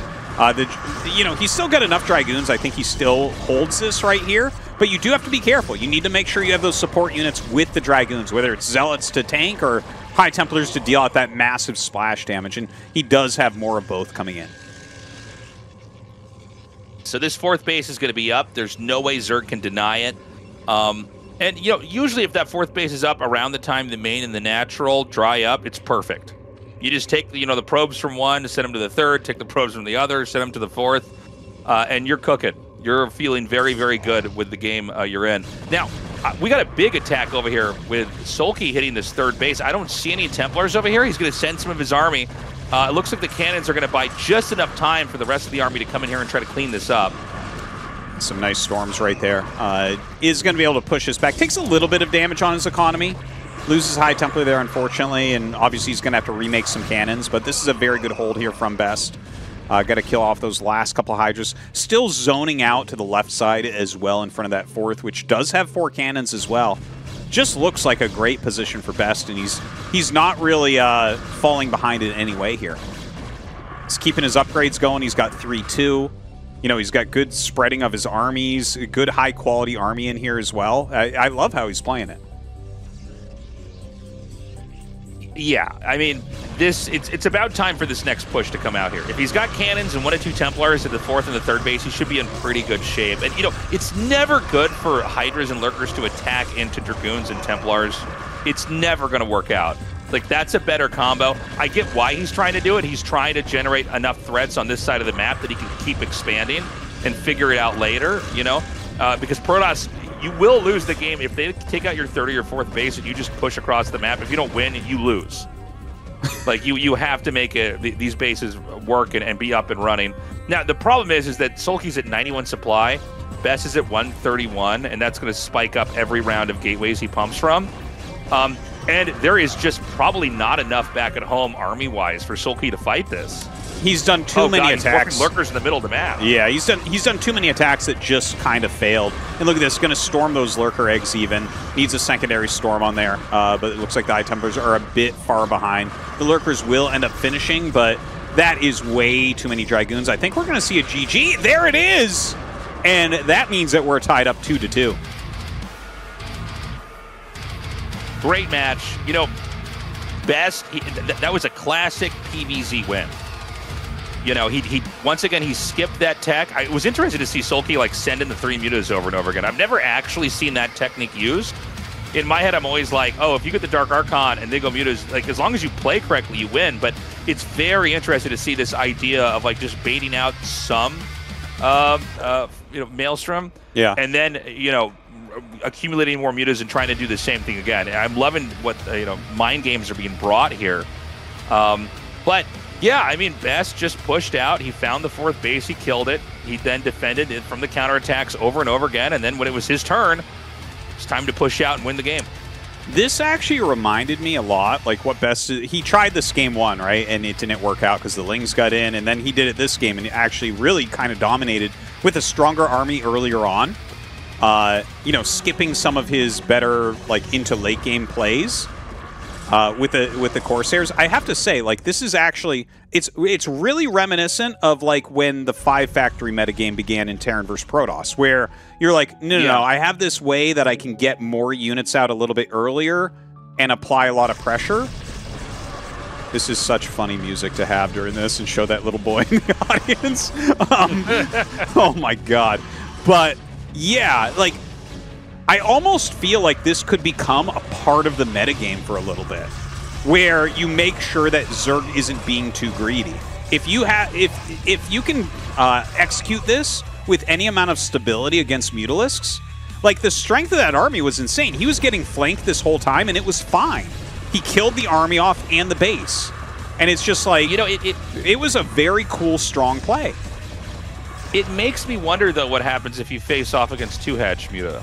Right, we're having 3-hatch Muta. What, you know, 2-hatch Muta can be really hard to play against, but once you kind of get through the Zerg's bullshit, you're usually in a pretty good spot, if you know what I'm saying. Yeah, totally. But like, yeah, what happens if you go for even faster Mutas? Does that work? I don't know. I mean, we're tied up 2-2 right now. SoulKey's got a little bit more room to try to figure out how to deal with this. Anyways, guys, short break. When we come back, we're going to Deja Vu.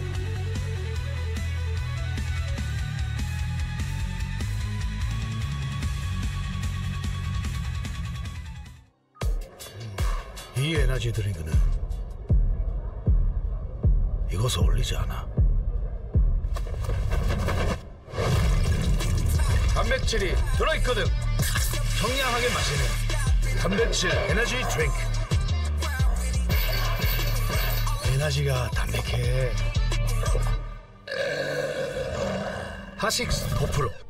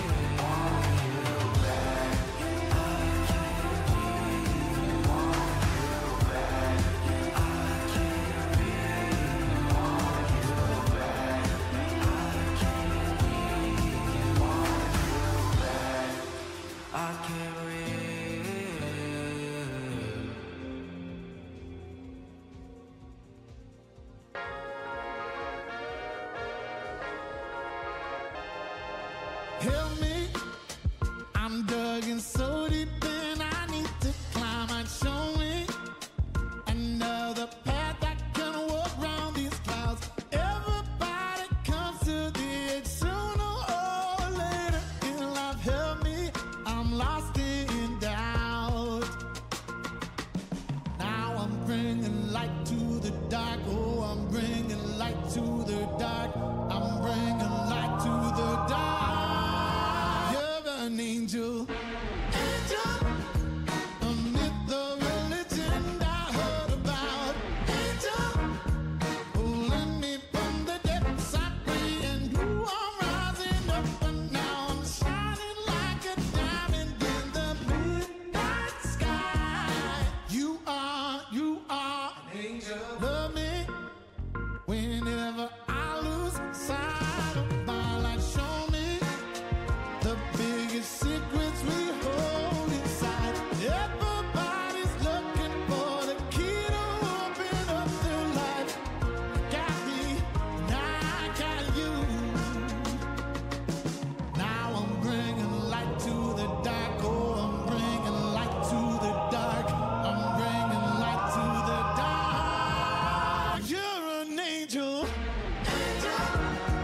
Amid the religion I heard about. Angel.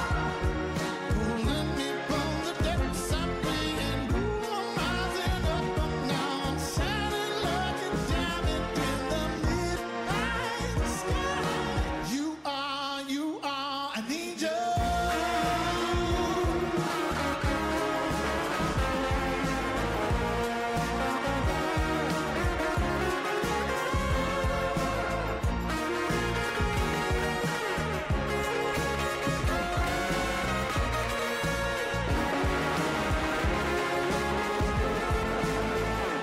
Angel, amid the legend I heard about. Angel, pulling me from the depths I pray and ooh, I'm rising up, I'm now diamond in the midnight sky.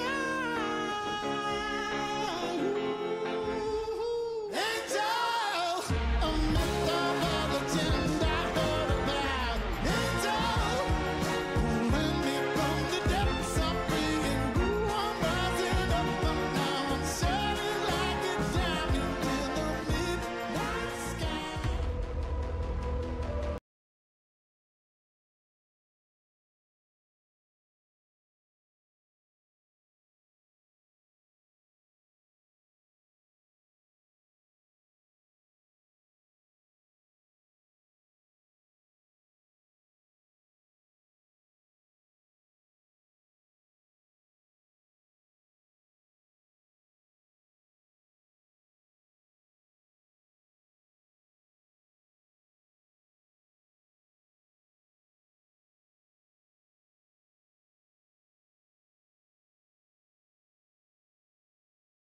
In that strategic space as far as what to do, but in Game 4, he really brought it. It was really well done. You know, the Overlord never really came in early enough, and no Lings getting in was a big deal. I actually saw him send the Zealot and Probe to the wall. Very similar. It was like basically the exact same build as on Eclipse. It's just no Speedlings got in. So I'm actually saying that he could do that one more time in this series. It actually looks to me like if he just has a little bit of stability, that is a very strong build to pull out. And especially when your opponent hasn't played against it much, you know? Like, that's something that can really catch someone off guard. Yeah, sorry to run over you a little bit there, Tastosis. It makes me wonder, too, like, could this become much more normalized? Maybe. Corsair play has been the standard for so long. I mean, there's a reason why you don't see that often, but the fact that he did it again versus SoulKey, after failing the first time, it makes you wonder, like, do we just need somebody who is brave enough to try it enough times? And then this is what everybody's going to be doing? I don't know. Let's find out, guys. We're going to go into Game 5, this best of 7, continuing on to see who will be the ASL Season 19 champion, Best or SoulKey.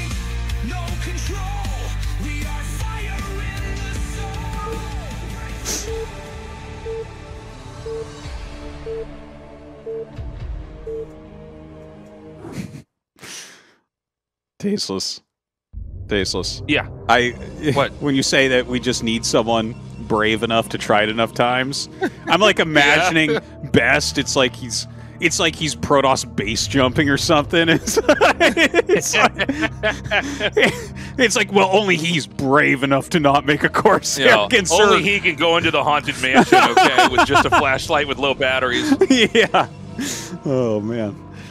But on a serious note, like, it makes you think, right? Like, I don't know about, the other people that are Protoss players out there, but in my head, I'm kind of like, well, if you're not getting a Stargate, like, this won't work at a certain level, right?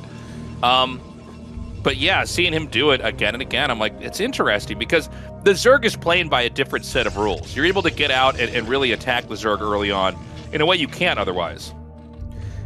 Altering attack timings and army strengths at different times are the best ways to shake up the metagame.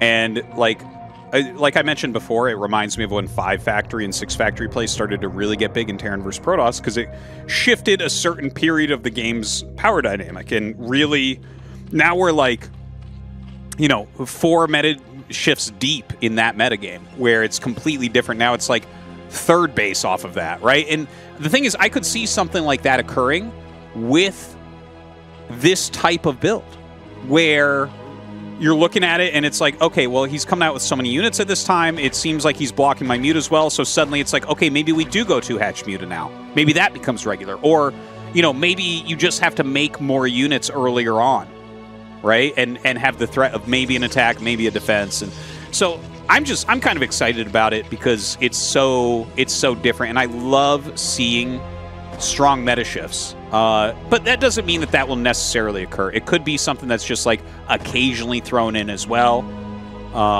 Some builds just don't work that often, like mech against Zerg. Yeah, we've had meta shifts where you see that occasionally, but like it doesn't ever stay around long. And this could be one of those builds, but from looking at that game, it looked very strong. Yeah, it looked really good. So the probe right now is just trying to see, okay, is it 2 lings, 4 lings, is it 6 lings? So he'll be counting that. And it looks like it's going to be a 2-ling opening here, so he's going to be getting a lot of drones early on. And look, we're going to have the gateway thrown down here. By the way, it is gas before a third hatchery. If we have a third hatchery, I see a drone moving out. It looks like the drone is probably going to go maybe make a hatchery at the natural or that third base up in the top left quadrant. Mm-hmm. That does seem to be the case. And yeah, I wonder if you start mixing it up as SoulKey, do you just stay on your plans? I do feel like I would be going for Zergling Speed and Spire each game at this point.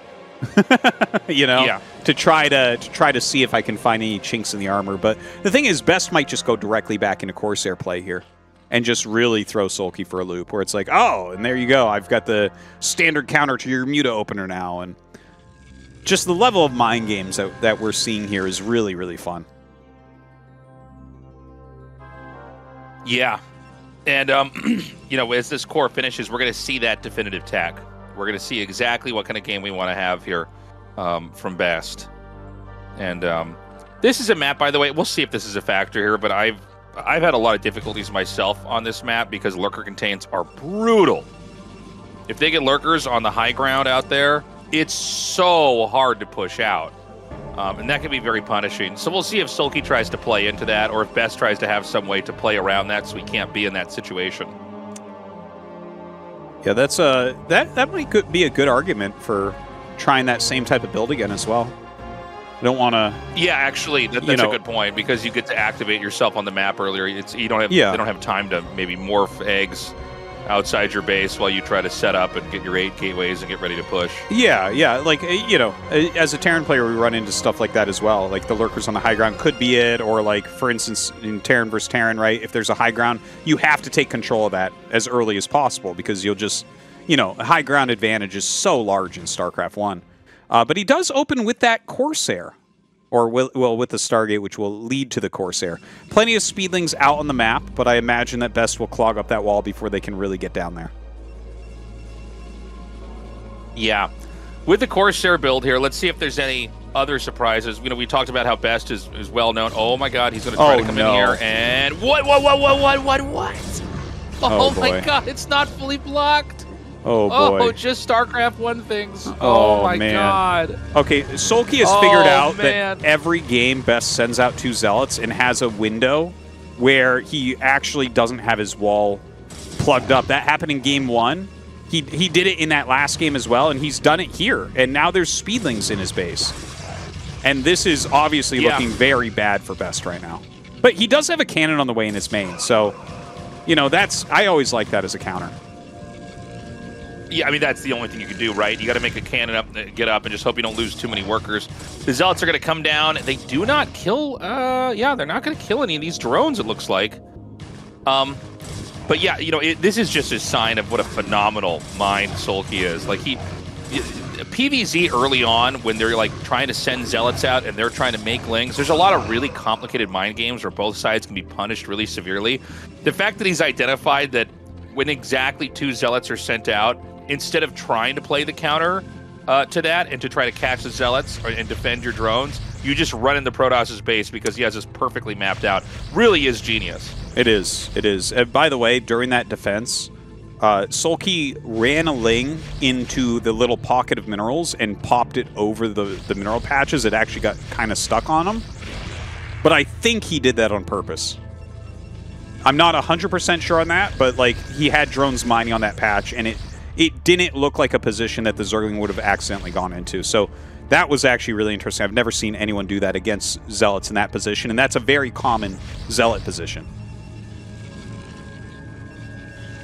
So, you know, the Corsair's already got 1 kill on an Overlord. I don't think he's got enough time to kill this one. Let's see. This is really scary, by the way. You know that Scourge are coming.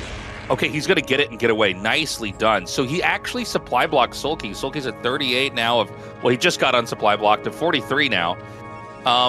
But yeah, this game is sizing up to be much more of a macro game. And it's going to be played on the more traditional lines here because we have Stargates here. We even see he's getting air weapons. I don't know when that started. I don't know if he was always going to go for air weapons or not. But this is going to be more akin to what we see Bisu do a lot of, which is basically get Zealots out with speed, with +1, get enough Corsairs that not only can you kill Overlords, but you can fight Mutalisks too. Well, the Scourge right now, just kind of patrolling around, getting a little bit of scouting, see if they can catch a Corsair. Not very likely. The Zealots continuing to walk out and try to put pressure on. They do have that +1, so the Lings can't really fight. You can see SoulKey avoiding any engagements there. And now Hydra's coming out. So this isn't any sort of Mutalisk build. This is just the Scourge into Hydras. Definitely a very normal style of play. So we're going to see these Zealots pop out in a little bit here. Hydras are now moving out on the map. It looks like he might even try to hide these Hydras. You know, there's been a lot of interesting stuff with SoulKey doing these counterattacks. I wonder if this is going to be one of them. I don't know for sure, but it makes me think, just by the way this is placed. All right, now, this is a lot of Hydra Ling coming out. The Speed Zealots are going for a counterattack. Does he actually have enough at his wall right now? I don't know. I've never really seen a Ling Hydra counterattack like this, but he's going to get in there. And, I mean, this is definitely going to just wipe everything out over here. Oh, my God, a DT perfectly timed out. Hero DT. He, like, top-decked a DT into that. Right off the top, man. Windmill slammed it into the Hydras. Oh, man. What a gamer. He drew DTs, and that's exactly the counter on the board. That was the only card that he could have gotten out of that gateway to hold that push. That is crazy, Tastosis. What were the odds of that? Oh, my God. Top decking the DT is wild, man. So he's going to try to counterattack again with these Hydras. You know, these cannons, they're very brittle. They're going to get killed off pretty quickly. But the question is what SoulKey's doing actually working in the sense that it's keeping the Protoss off of his back? It seems like there's enough Zealots. I mean, I think there's more Zealots than there are Hydras right now. He can actually start to push out here and just kill this off. And it does feel like what looked like it could be good for SoulKey, maybe backfiring. But, you know, with some good micro, maybe he could make this work. It looks like at the last second, Best decides to turn around. Yeah, he's pulling it back for a moment while he tries to get some more cannons. I think he does have to push these Zealots back out to the front, though, because here come those Hydras once again. The placement of the gateway is really good. It's hard for them to actually walk up and hit all those cannons correctly. And as he opens this, it's going to make it easier for the Speed Zealots. Look at that. He even moved them forward to make sure that last Zealot finished up. So he does get that one as well. Unfortunately, the Corsair is, well, at least that one dying. He does have a few left on the map, still rotating around. And now High Templar's coming out. I think Best is basically held. This has been, like, I felt like Best was going to get really far behind twice now. between, or 3 times even, the 2 Hydra attacks and the Speedlings got in his base early. But he dealt with everything so well that I think he's just completely fine. I think you're right.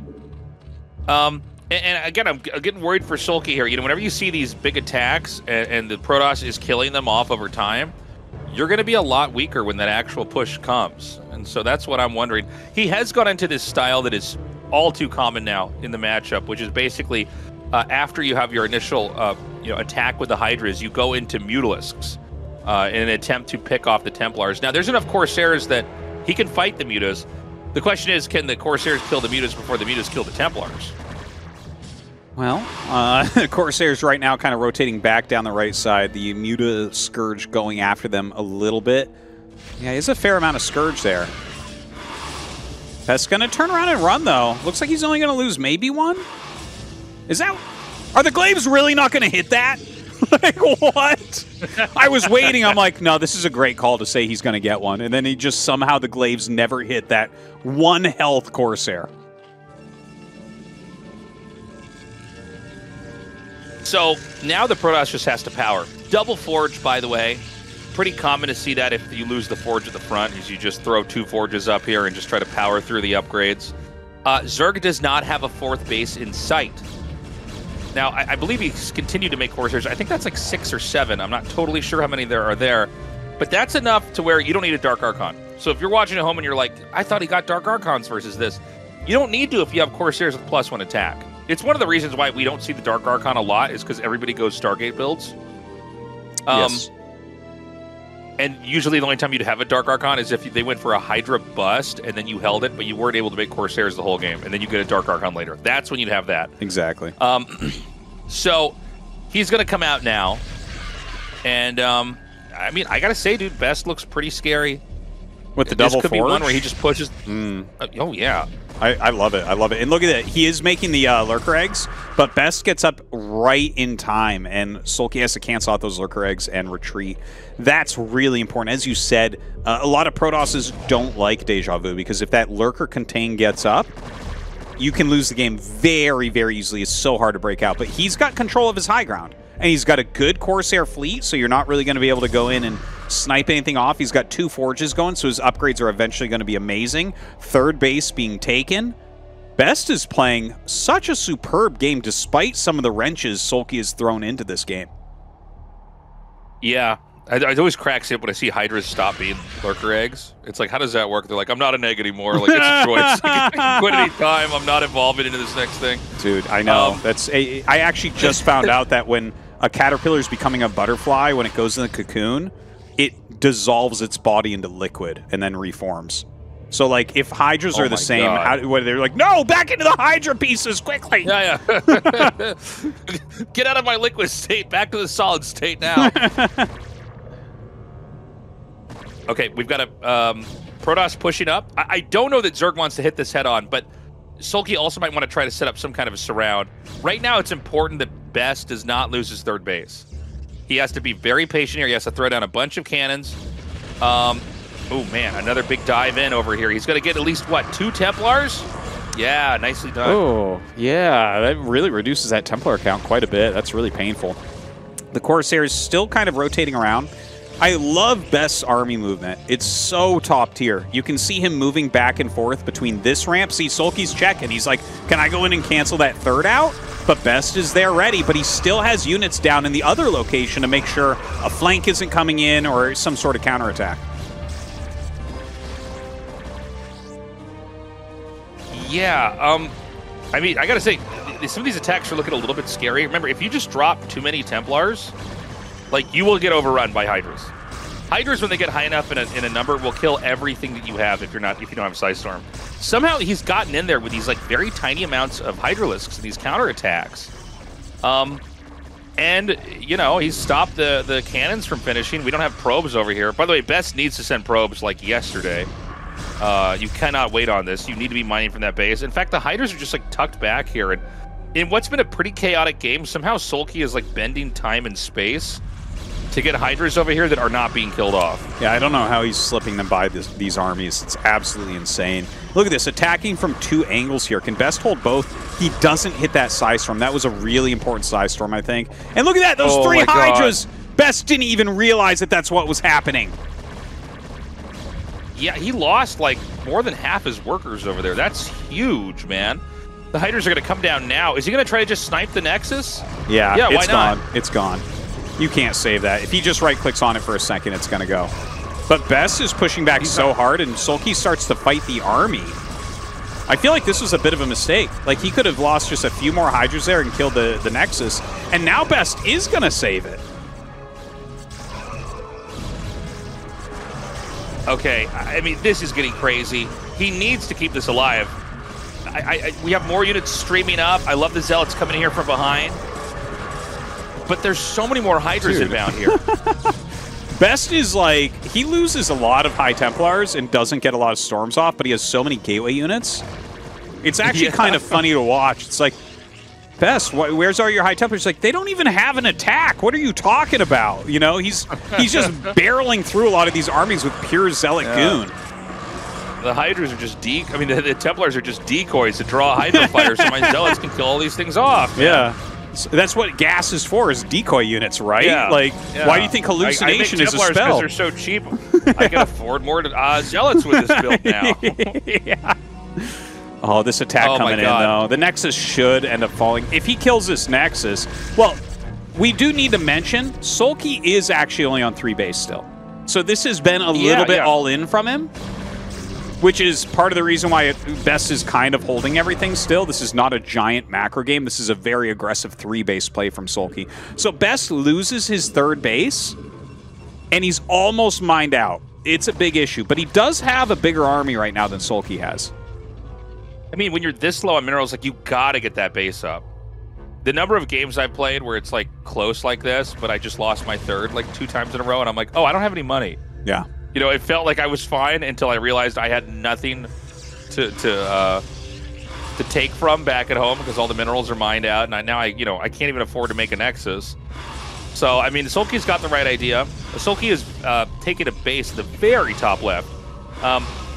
So that's going to be his way to play this game out. If the 3rd base stays in there, we're going to go into a pretty long macro game, I think. I don't think that Protoss can push and win, by the way, right now. Yeah, I don't think so. It seems like SoulKey's been so good at counterattacking. By the way, usually protecting the 3rd base is pretty simple for the Protoss. Like, I'm kind of blown away that SoulKey has actually managed to run around that army so many times and kill workers and kill the Nexus. It's kind of mind-blowing. Usually it's like when the Protoss is on 2 bases, or like, you know, a 3rd base and a 4th base, so 2 new bases. That's where it gets a little bit taxing, right? Because there's just a lot of spots to hit. Maybe you don't have the right number of Templars at each spot, but here, I mean, SoulKey is doing wonders. His army movement has been superb. Deja Vu is a tough map, too, by the way, with how far away the 3rd is from everything else and how you have to hold the high ground. So Best, I feel like, has been doing a pretty good job overall. It's just SoulKey has slipped just enough units in. By the way, SoulKey is getting very low on his mineral patches. I thought a minute ago that he was going to win this game, but now Best has his 3rd up, and SoulKey doesn't have a 4th anywhere in sight. You know, the DT canceled out the one in the top left. Best has 2/2 upgrades. Yeah, looks like it's going to just stay there. His money's getting way too low at this point. But SoulKey doesn't have a lot longer for his bases. Like, his main and natural are almost dry. Yeah. This is such a different looking PvZ for how long we are into this. Doesn't it feel like it's not been 19 minutes? Like, maybe totally, just look at the mini-map and be like, oh, Protoss is just now taking their 3rd base. Okay, we're going to have a push soon. But yeah, we're almost 20 minutes into this, and Protoss is barely able to mine. The Zerg is going to be trying to double expand here. By the way, both Forges not going. Is he at 3-3? He's at 2-2. He's at 2-2, so that's... But, he's just broke, it's dude. one of those weird things. It's so hard if you don't have like a 4th base up to get both those upgrades out and feel like you're doing this right. Yes. Like, yes. You need a lot of units. So, and yeah, I mean, go ahead. Sometimes in really aggressive games like this, you'll judge that the game will probably be over before an upgrade could make a difference, so you'll skip it. And then the game goes longer, and you're like, shit, I shouldn't have skipped that. Yeah. But, yeah, that's actually, like, more common than people think. But yeah, this game has been wild, and I think part of the reason why it really doesn't feel like it's been now 20 minutes, this is the first slowed phase of the game. Like, we had SoulKey running Lings in and then double Hydra attacks. It has been non-stop action until a minute ago. So, you know, I think that makes it really hard to tell where we're at in the game, and then you look around and you're like, oh my god, they're almost mined out? Like, this is getting to such a strange position.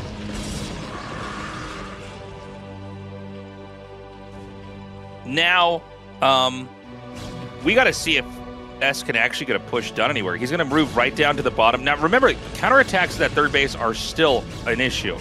I would not be shocked if SoulKey sends something over there. But what Best is doing is he's not moving with his whole army. It's really interesting to see. He's very deliberately keeping a big chunk of stuff back. In fact, he's even running back here to try to intercept the counterattack. When he doesn't see that SoulKey's scrambling to save his base, he's like trying to run back out and storm Hydras that might be darting across the map. Now we see the rest of the army moving. No, never mind. He's going to pull back up over here. Dude, he's deeply concerned about a counterattack. He really is. He's trying to be so careful at that. Because if he loses his third, he loses. But he also has to attack because it's a double expand.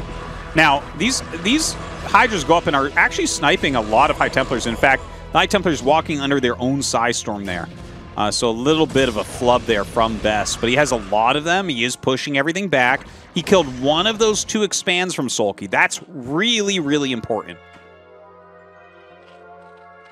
And, you know, SoulKey, I think wisely so, gave up the base.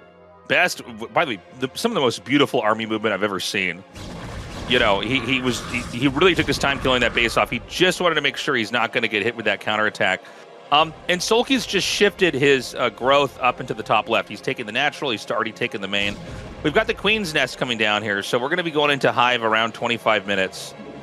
And, you know, generally Protosses, they want to kind of push in before Hive Tech kicks in. I don't know if that's the kind of game Best wants to play. If the Protoss doesn't win with a push and we get into Hive Tech, we go into Endgame. And that's a tricky one for both sides. You know, I said Reavers before, and I feel like Snow never made them. But I do feel like Reavers are an appropriate endgame unit to have at your bases. Shuttles with speed to Storm Drop are very good. The Zerg will be using Plague and Dark Swarm, getting the Crackling upgrade. On a map like this, it's possible we have these big drops with Cracklings into the Protoss's main when the Protoss tries to take the top right, which, by the way, is happening now. That natural expansion, late or endgame PvZ, is always the one you want to get because it gives you the main for free. So you basically throw Templars and Reavers over there. Yeah, it's exactly like there's a very specific way you want to play. It's not that you just take any other bases you can. You take on a 4 spawn map. You take that an empty natural that's on your side of the map always. Now, a lot of drones being made by SoulKey into that top left. He is going to have a really, really dynamite economy here once again. There are a lot of High Templars. This has been like the amount of High Templars that Best has lost this game is pretty substantial. So I am a little bit nervous for him. By the way, he's been utilizing like 1 muta at a time so well, annoyingly. But yeah, this is... I'm a little bit nervous for Best. If he plays it like Snow, I kind of feel like that's the best thing, is if he just goes in and throws down storms and backs up. I don't think he's going to break this position, for instance. Yeah, I think I mentioned this in the Snow games. He has these lessons. You can pay like $5 to join his YouTube. And he has like lessons on there that you can watch. Now, I was listening to one where he was talking about like what you want to do in this game is you want to really take your time. You just throw storms down, get damage, run away. Like, you know, as an example for me, when I play, I have a tendency to just push in and lose my stuff. I freak out and I think I have to end the game. And it's like, no, you're going to storm, you're going to back up, your Templars are going to refill, you're going to come out, you're going to storm again. You know, you're going to move around the map and see if there's Zerg stuff out there you can kill or fight. And, you know, the truth is, most of the time, PvZ, we don't go into, like, endgame PvZ that often. I think it's a really fun, crazy... It may be, of all the matchups, when you get into, like, the end game, it may be the craziest. Because you can absolutely mine out the map on both sides. Like, there's a point in time where it's like the Protoss is too hard to, like, kill.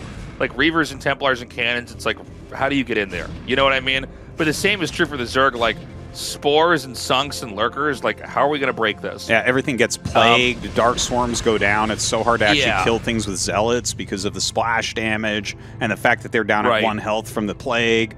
It just, everything becomes almost completely unbreakable on both sides. So it's like, okay, well, how do you go from there? And the thing is, it's normally like you pull people around.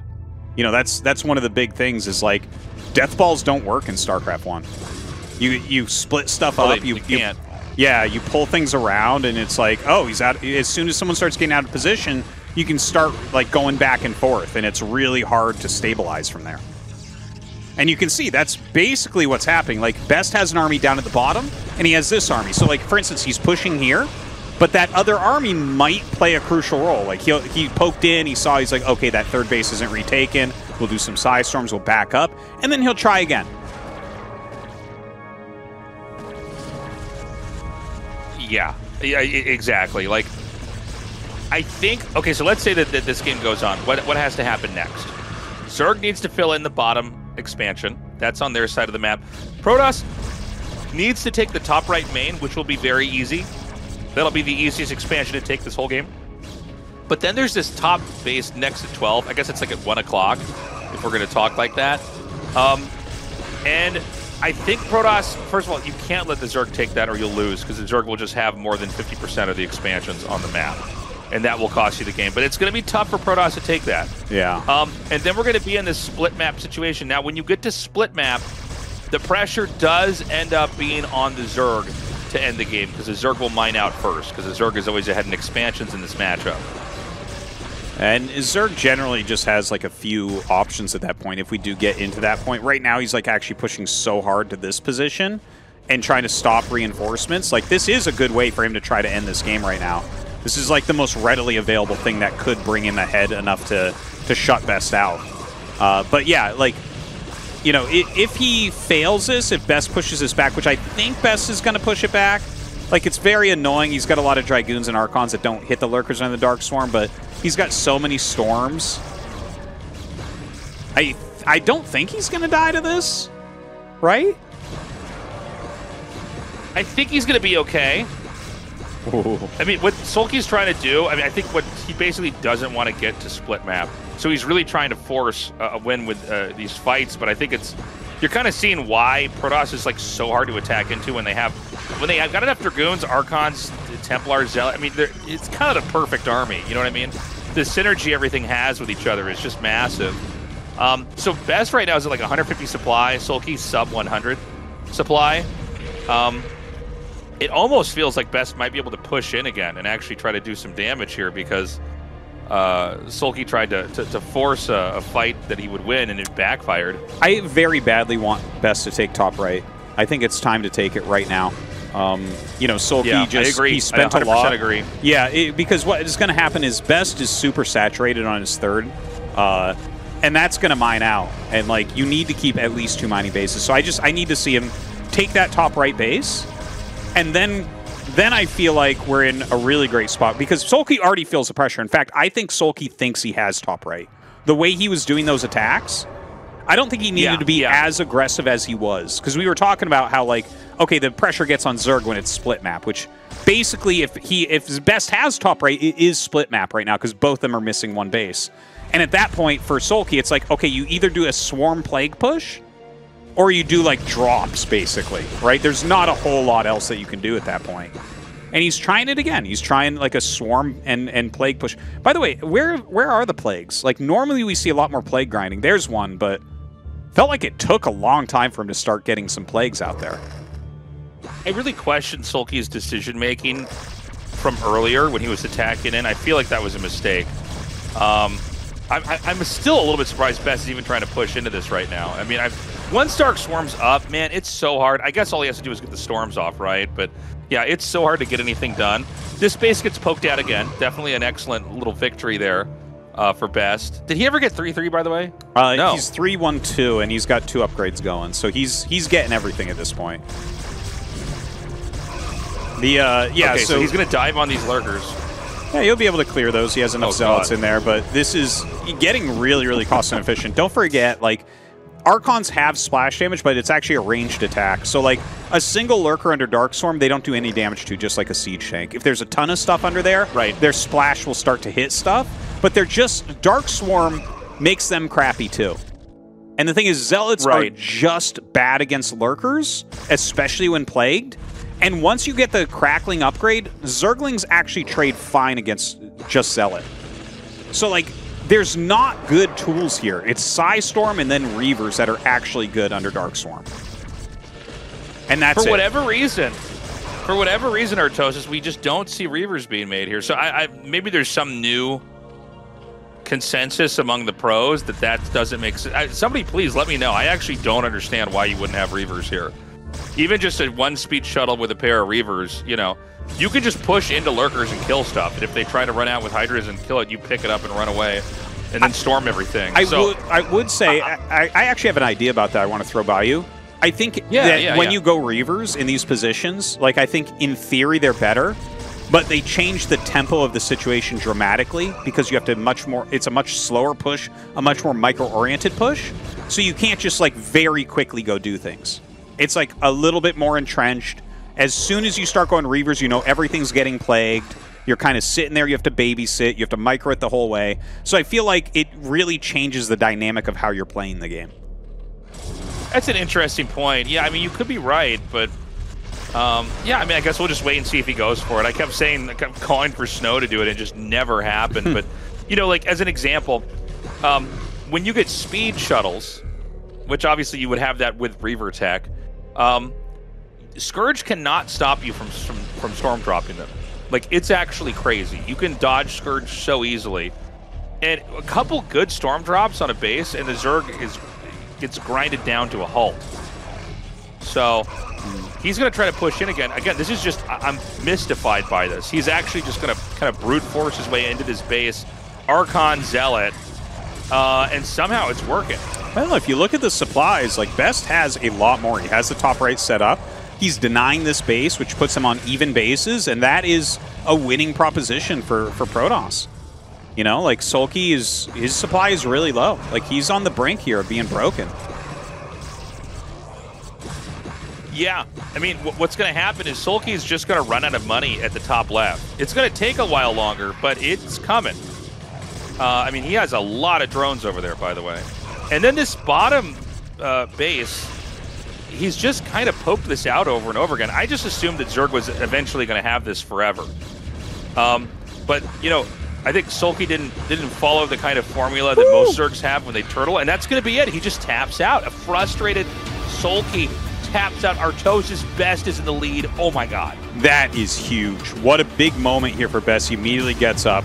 Probably going to go to the bathroom, calm himself down. Because he is one map win away from being an ASL champion. This means so much to Best. We saw that in his interview when he made it to the finals. This is what he's been looking for. This is what he's been working for so long. And he is so close to the moment. SoulKey has to win 2 in a row. That's tough. Yeah. I mean, this is wild, man. Going into this today, I'm so used to seeing SoulKey win everything. I almost can't wrap my head around Best taking this, as good as Best is. But he's doing it, dude.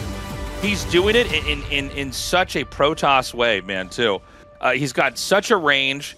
It was cool to see him go back into the Stargate play and basically make it work. He did totally fine. That was a nail-biter, by the way. When he was just on that third base, and it's like, is he going to lose this thing? Because if he does, he's not viable in a longer game.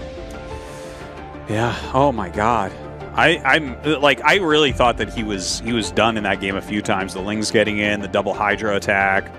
Losing the third Nexus, I was calling it. I'm like, all right, well, I hope you can do it, you know, in the next game, in Game 6, and get us to a Game 7. But the fact that he came back and won a complete macro game, very impressive. Very impressive. And, dude, I got to tell you what, there are so many people in this audience. This finals is the best thing that ever happened to the Kintex, like, game festival or whatever the hell they're having there right now. Like, this is insane how many people showed up. Well, you know... 이 에너지 드링크는 이것을 올리지 않아. 단백질이 들어있거든. 청량하게 마시는 단백질 에너지 드링크. 에너지가 담백해. 하식스 더프로.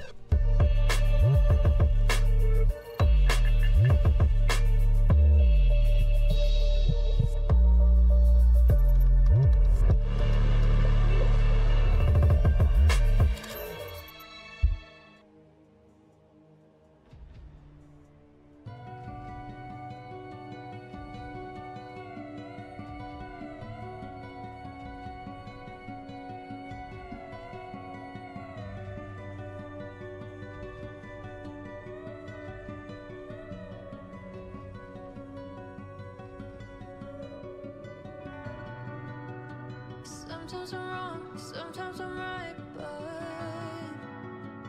I really know nothing about what you need me to say.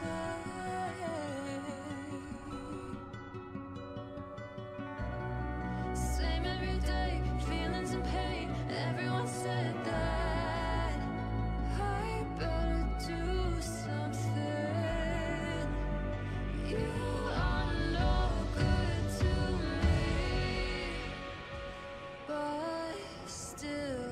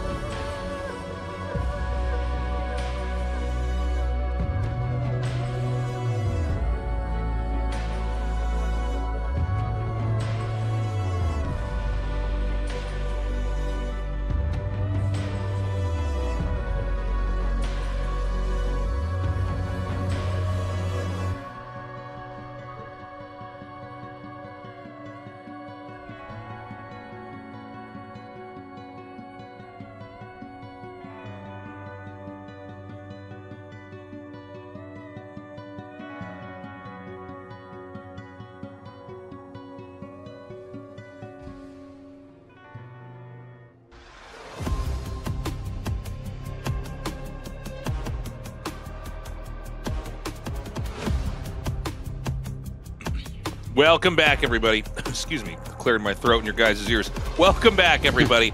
Right now, Best is up in the lead. If he wins one more game, he is the ASL champion. This will be the biggest day of his 25-year StarCraft career. On the other hand, SoulKey has to win 2 more games. If he does it, he will have made history. He will have won 4 ASLs in a row. That's never been done before. That's right. He is going for that record, but he has to win this next game. Best on match point. All he needs to do is win one more and his dreams come true. A huge moment for him. Someone who's been a top player in the world since 2007. Here we are, 18 years later, and he's still hunting that first big championship. I got my fingers crossed for Best right now, Tastosis. I don't care about SoulKey's 4 ASL wins in a row. This guy needs his championship, and this is the closest he's ever been. He might do it, Artosis. He might. SoulKey, you know, some questionable, and I felt like I would never be saying this in my casting career, but some questionable calls there as we got into a long game. You know, he had the right idea with the counterattacks on the third base, but then it seems like he just wanted to try to end the game somehow before it went to end game. And I think he didn't have to do that much. I think he needed to stay back, turtle, take his side of the map, and just try to get ready to do drops and a bunch of other weird stuff in the end game. We're now going to be going to Dominator, guys, for map number 6. All right, let's get into it. SoulKey, can he win, bring us to a Game 7? That would be the perfect ending to the best ASL, in my opinions, that we've had so far. It's really been a special season, man. I mean, there's been so many great games, so many plot twists in our story as it unfolds here, and so much at stake here. Best is going to possibly become, for the first time ever, an ASL champion. We've been hawking this guy to you guys since ASL Season 1. He's a great player. We just thought, man, when is it going to be his season? And then with SoulKey, dude, that's the craziest thing ever. If he could win this here now, win 4 ASLs, guys, we're ready for that Game 6. Let's get into this.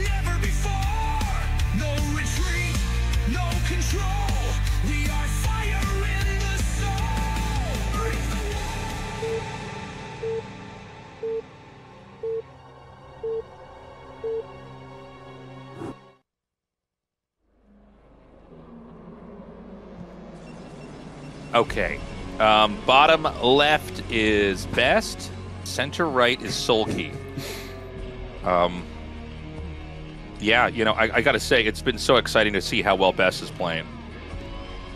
And is this going to be the moment that SoulKey finally gets dethroned? If you told me SoulKey was going to lose this season, I would not have thought Best would be the guy to do it. No, I wouldn't have either until I saw him play against Queen. If you do recall, I said he was the favorite at that point. I want to throw that back there, okay? The after watching his series against Queen, you can see that he really is playing on another level. I hope he's not too nervous. I did see when he was hotkeying his natural and third base positions, he was pretty far off. The minimap is black at the beginning of the game, so you don't actually see it. But like that can point towards nervousness a little bit. I don't want to overread into it. But like in the past, we have had these problems with Best where we thought he'd do really well in a given season, and he just plays below his level. Here he is. You know, this is the ultimate test because this is the ultimate pressure. He's favored right now to win. He only 1 out of 2 maps. He can do it. No, it's totally possible. And the games that he's won, the way he's won them, have been very impressive. You know, every once in a while you'll have like the, oh, this is like a crazy build order win, or like, okay, you got your cannon rush off, but you know, if we were in a macro game, you'd never be able to touch me. Like, no, man, he's like winning with pushes.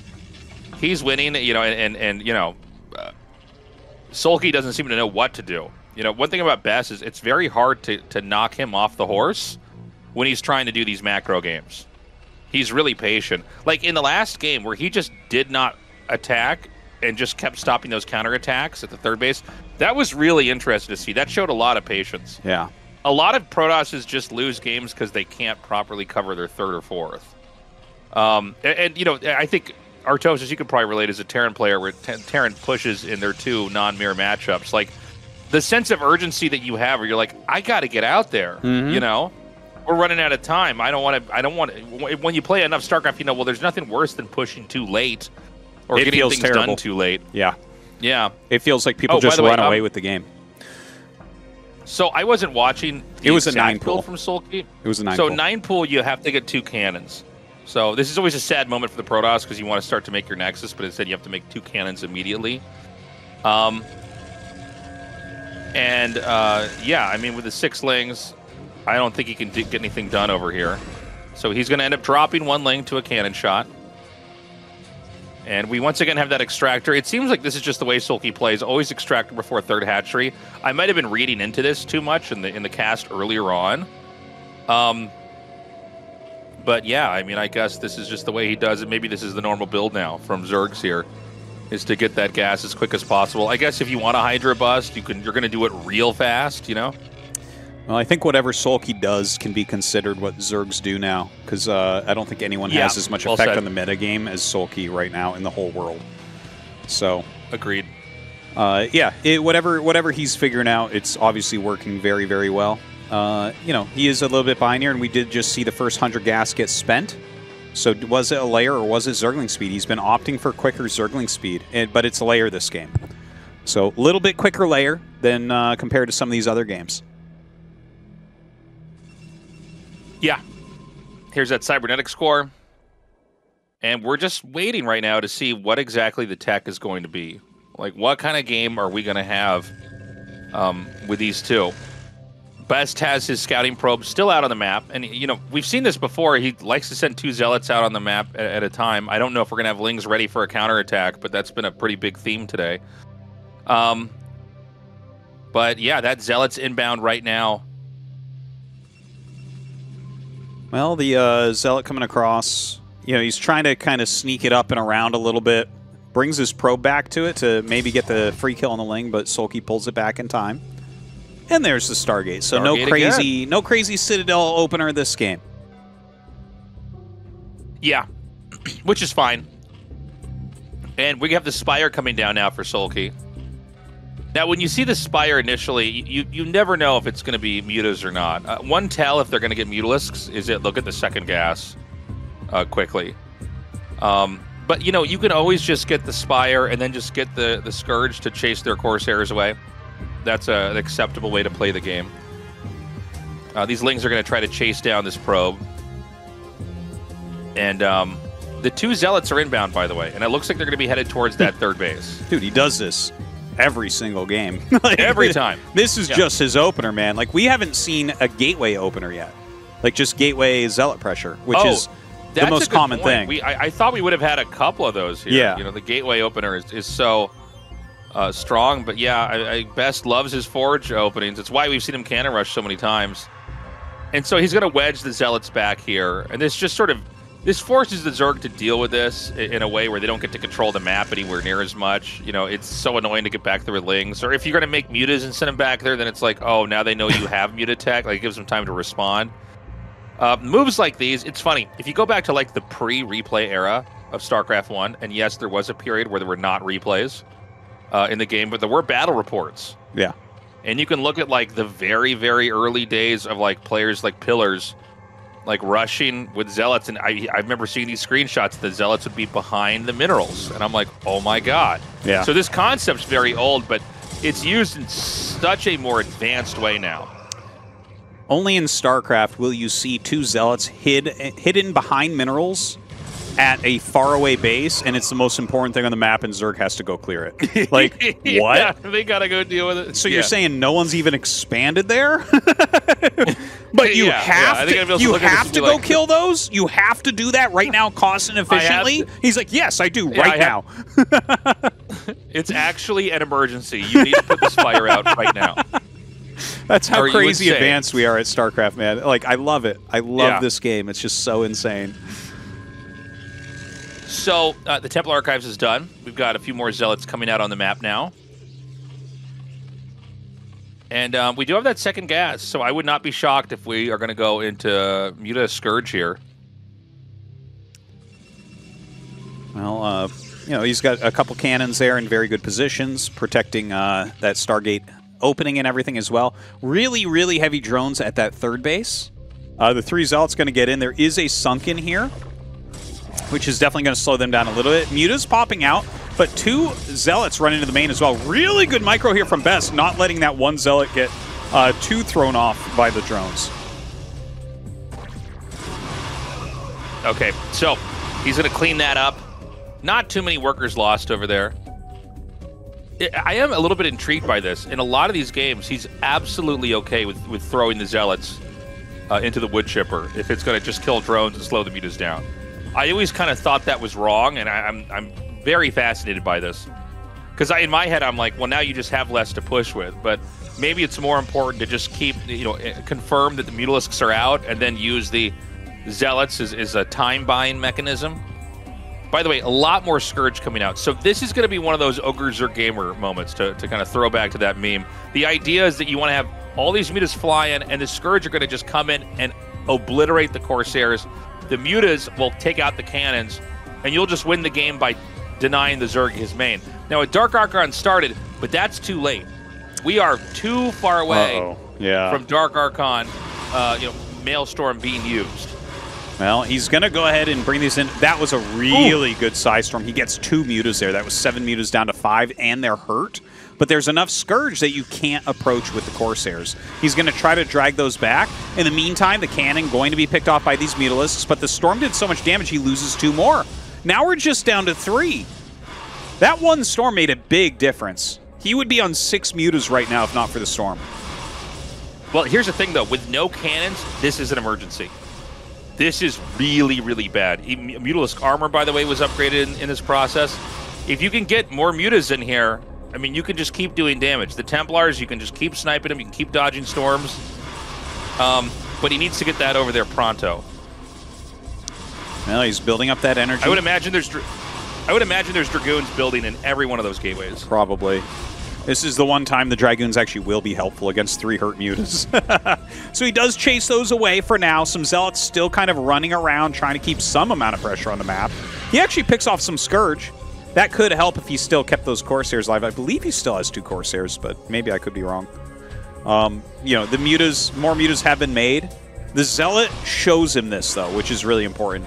And don't forget, he has a Dark Archon. I believe he has the he has the energy for Maelstrom now. So if he can catch this batch of mutas, if he catches this whole batch in a Maelstrom, I feel like he's ahead at that point. Yeah. And, I mean, when you make that many more mutas, you know they're going to dive in. They can't make more Mutalisks and then be like, I don't know. I don't think we'll stay back here. So it's all going to come down to does he catch that. By the way, the range on Maelstrom is insane. It's like... It's got some of the best range in the whole game. Scouting here with the Scourge, he's not going to see the Dark Archon. Scourge have very bad vision. And we have a very quick Queen's Nest. So Zerg is racing towards Hive. This isn't one of these games where he's going to try to win a fight in the middle of the map by having mutas snipe Templars. Now, he still might have a moment like that, but that's not his plan. His plan right now is actually to try to get this Hive tech going ASAP. By the way, notice that the mutas are now flying, not bound in with like an Overlord. He probably because he's afraid of Maelstrom. Yeah. Yeah. He definitely suspects it. Yeah, he thinks, okay, no, I actually want these spread out. I don't want to have a situation where you're going to freeze every Scourge and every muta. Very well thought out by SoulKey. We've seen him really have some great counterplay against Maelstrom throughout this series so far. Observatory on the way. Just getting those macro rounds out right now. SoulKey taking that 4th base and setting up in a very defensive position. Best is going to have to go out and attack. There's no question. Like, he has to go out and get something done.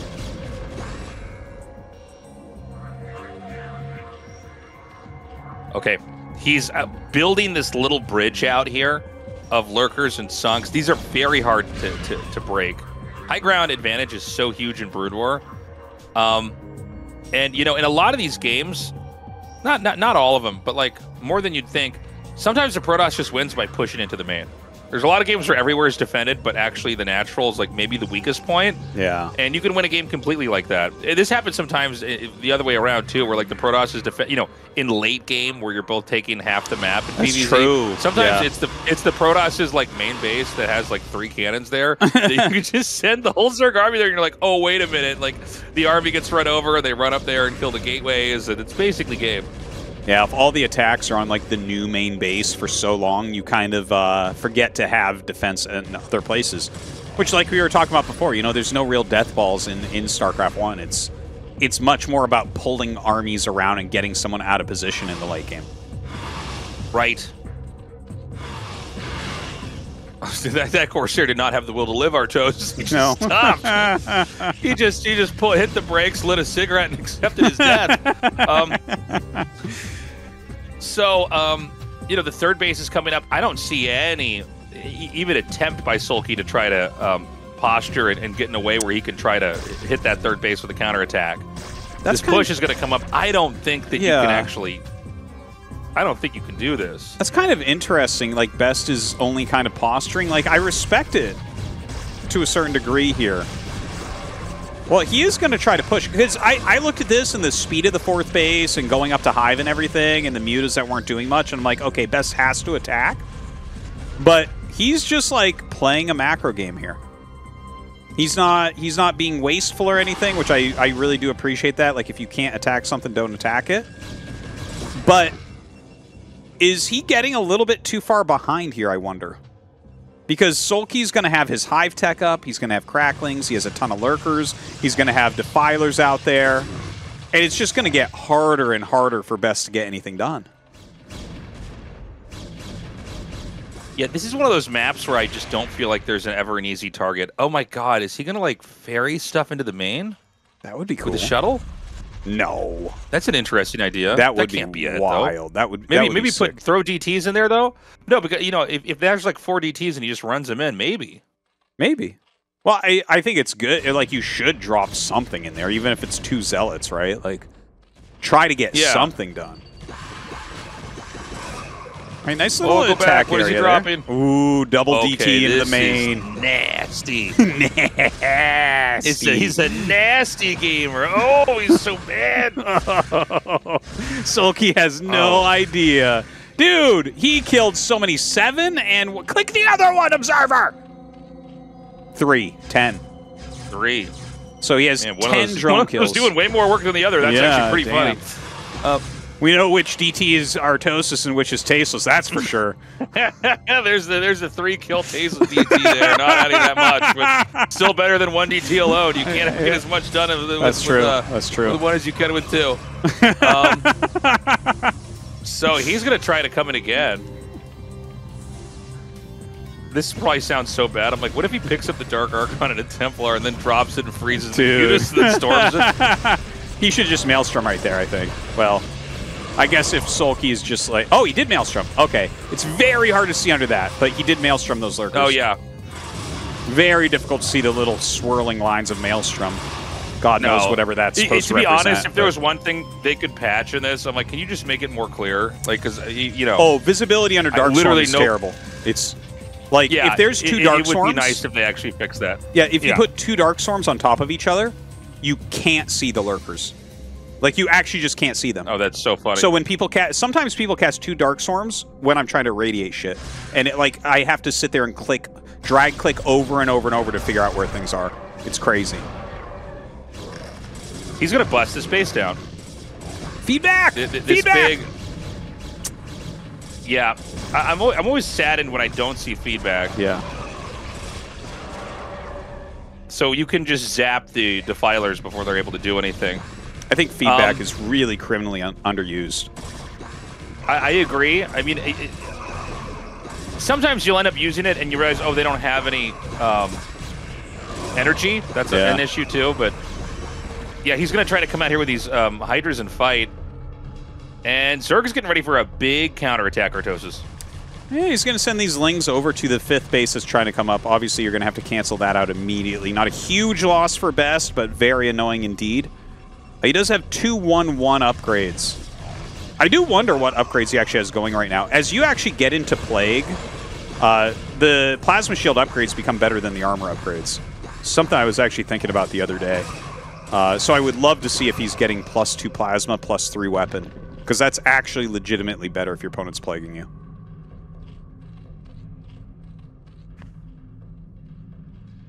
Okay, he's going to try to push in down here. You know, Lings alone are not going to stop this. He's got to get Lurkers up here. He's going to do just that. I don't see an Observer, so he's going to have to back up.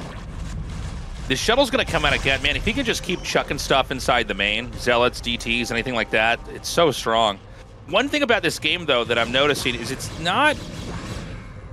just the way the map is shaped, like geographically, it's a little bit hard for Best to roam and kill stuff and get things done, so to speak. Like, all these bases are so tucked away. They are. I do like that he's got the DTs here in the top left. The most important thing for Protoss to do, besides push bases and, you know, kill stuff, is to just make sure the Zerg never gets the top left starting location. You really can't afford to let them have that. You'll probably lose if you're not able to stop that. Very true. Well, that's why 3-player maps are so fun. It's because that's the most crucial thing almost every single game is the other main base. But I gotta say, I love SoulKey's setup where the mineral-only base, how he has good defense on both sides of it, like both high ground wedges, really allows him a lot more defense than you would normally see here. So he's doing a great job defending everything, but Best does kill this base. It looks like he will lose his 5th base once again before it gets up. So that's twice in a row. He really does want that 5th base up, but is having a very hard time of it. But just killing off the 5th base of SoulKey. Huge, huge moment.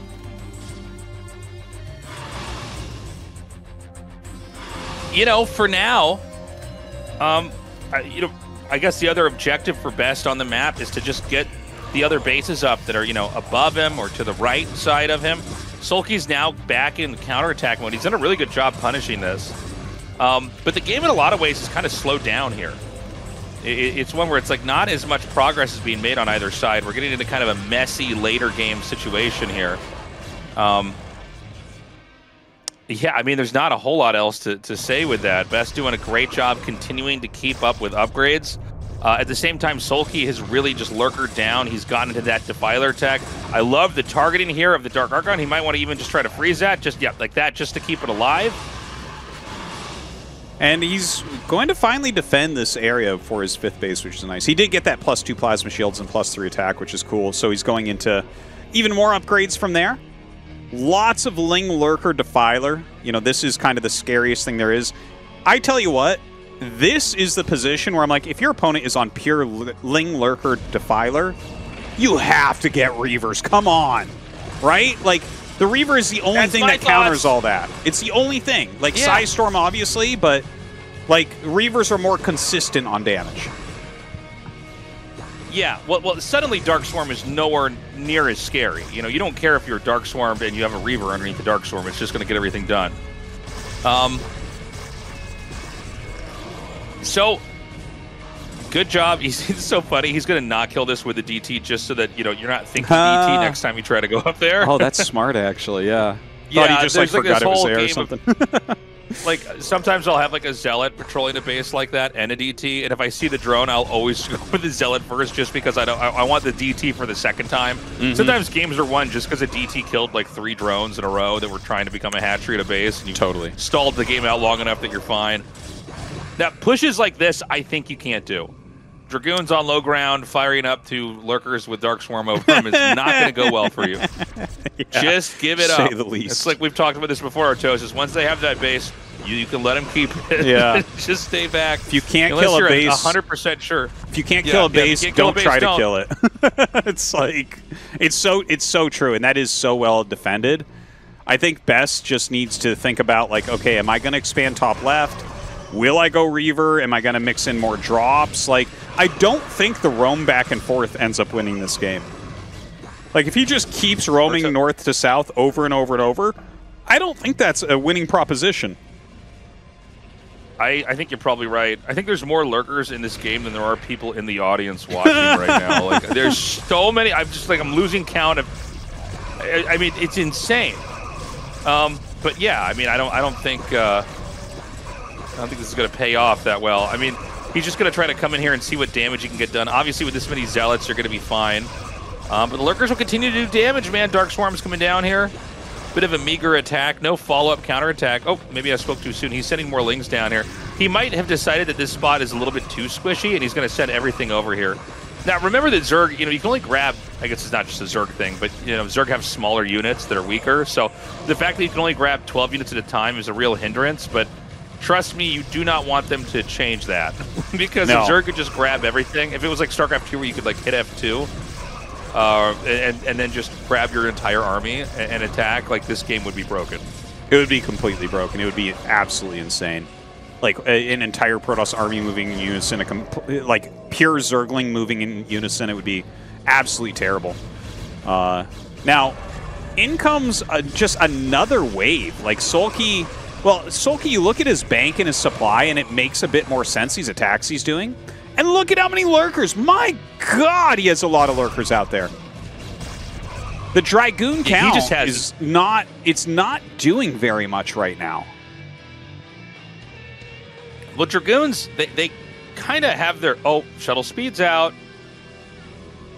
Okay, the DT is going to go for the hatchery. The hatchery is pretty low. If you can get that early on, you can kill the hatchery before it can even get close to finishing.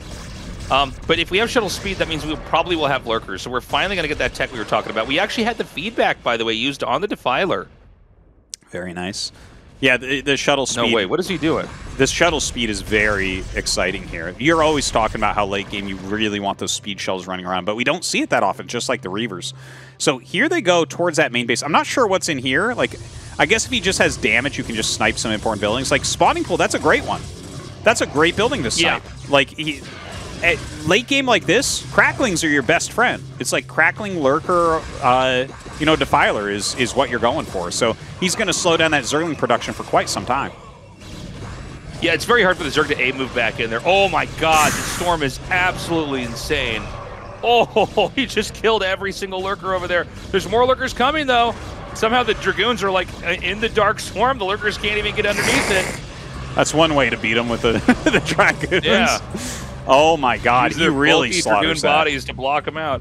Yeah. Dude, this is starting to look pretty doable for Best, isn't it? Like, he has killed so many big waves. His speed shuttles are doing okay, I feel like. I don't know if he's going to get into Reaver, but yeah, he's going to pop that hatchery. He definitely needs to deal top left, though. If SoulKey secures that and gets drones up there, that might be game. Yeah, I mean, right now, you know, the SoulKey looks extremely strong, but the prize on this map is that top left base. He cannot let it be taken. He has to do something to stop that. This is what I was saying earlier. Artosis storm drops, you know, Scourge, they can't catch up to the shuttles. I think it's always a good move to get some Reaver tech. Maybe we don't have the Reavers in this game, but at least with shuttle speed, you can just keep storm dropping. You can always outmaneuver Scourge. It's got to be one of the most frustrating things in the whole game to deal with. And look at this. Storms are just coming down here. Look at that. He kills every single drone. Every single drone. And the thing is, when you get into a game long enough, even though the Zerg has a lot of bases, they're usually not mining from that many. So a lot of times you have these oversaturated, like, you know, 2 bases somewhere for the Zerg, and if you just, like, storm drop that, dude, they lose everything. It's a total disaster. And now instead of 40 more Lings coming up, he's got to make drones, you know? That's just like less units he's going to have on the map because he has to resaturate that base somewhat. And look at this. He's playing sides maxing out. Yeah. Crazy, crazy situation here. Yeah. And, like, we see Best is... His army looks so funny because it's, like, mostly Zealot Goon still. He's just... Best is the final form of Gateway Man. But he's also farming with Storms. So it's like, okay, as soon as he gets you down below the critical mass that you need to defend, his Zealot Goon is going to roll through everything. Okay, he's going to come through. This angle is horrible for Best. He was so spread out. He was so extended, basically. Yeah, I mean, he just kind of lost everything. I don't know that he can get anything done with this at this point in time anymore. He's at 165 supply. Double shuttles are going to come in here again. Archon, Zealots. Yeah, just a lot of big damage dealers. And I don't think there's anything even to protect the main base. Oh, never mind. Wow, he's actually got sunks. I guess the reality is all you got to do is just have defenses everywhere and drag the game out, and you have, you know, like 65% of the map or something like that. And it kind of doesn't matter. PvZs can just end where, like, you know, who's going to have resources left over. Both sides, by the way, when one side runs out of money, it's still not easy to kill the other side off. You know, Storm is very annoying to attack into. Reavers, cannons, all this. But there is a way to do it, and you have to be pretty methodical. But yeah, I mean, so far we're seeing SoulKey get into a pretty, I would say, indestructible position right now. He doesn't look killable anymore, and Best is getting very low on his mining. He's technically got some mineral patches left as his third in his main, but those are definitely very, very low, especially the main. Yeah, his fourth base is okay, but he needs another base. And you can see he's trying to take it, but this is the strength of the late game Hive. Cracklings are like the best thing that there is for cost.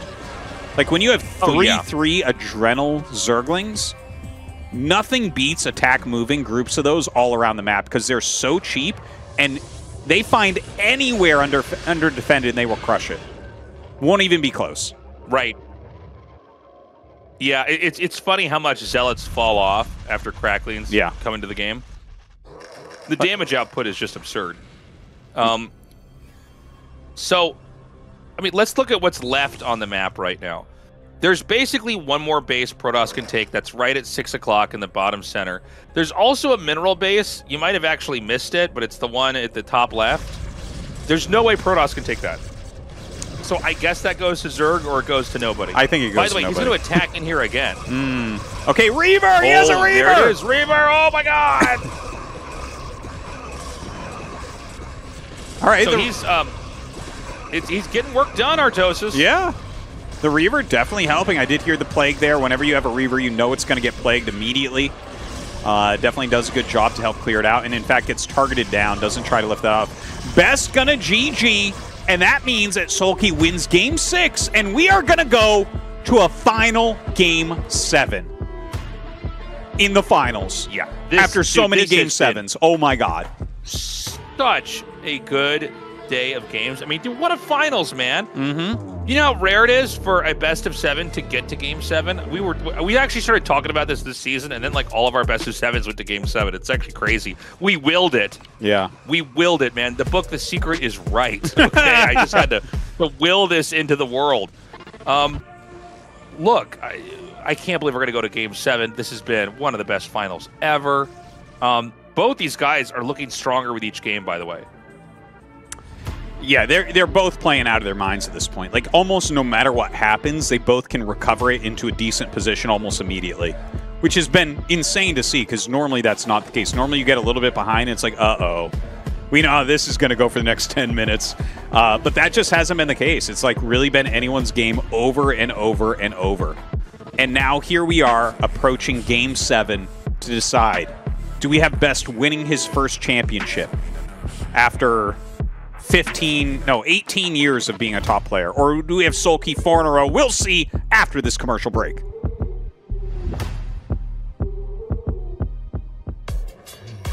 이 에너지 드링크는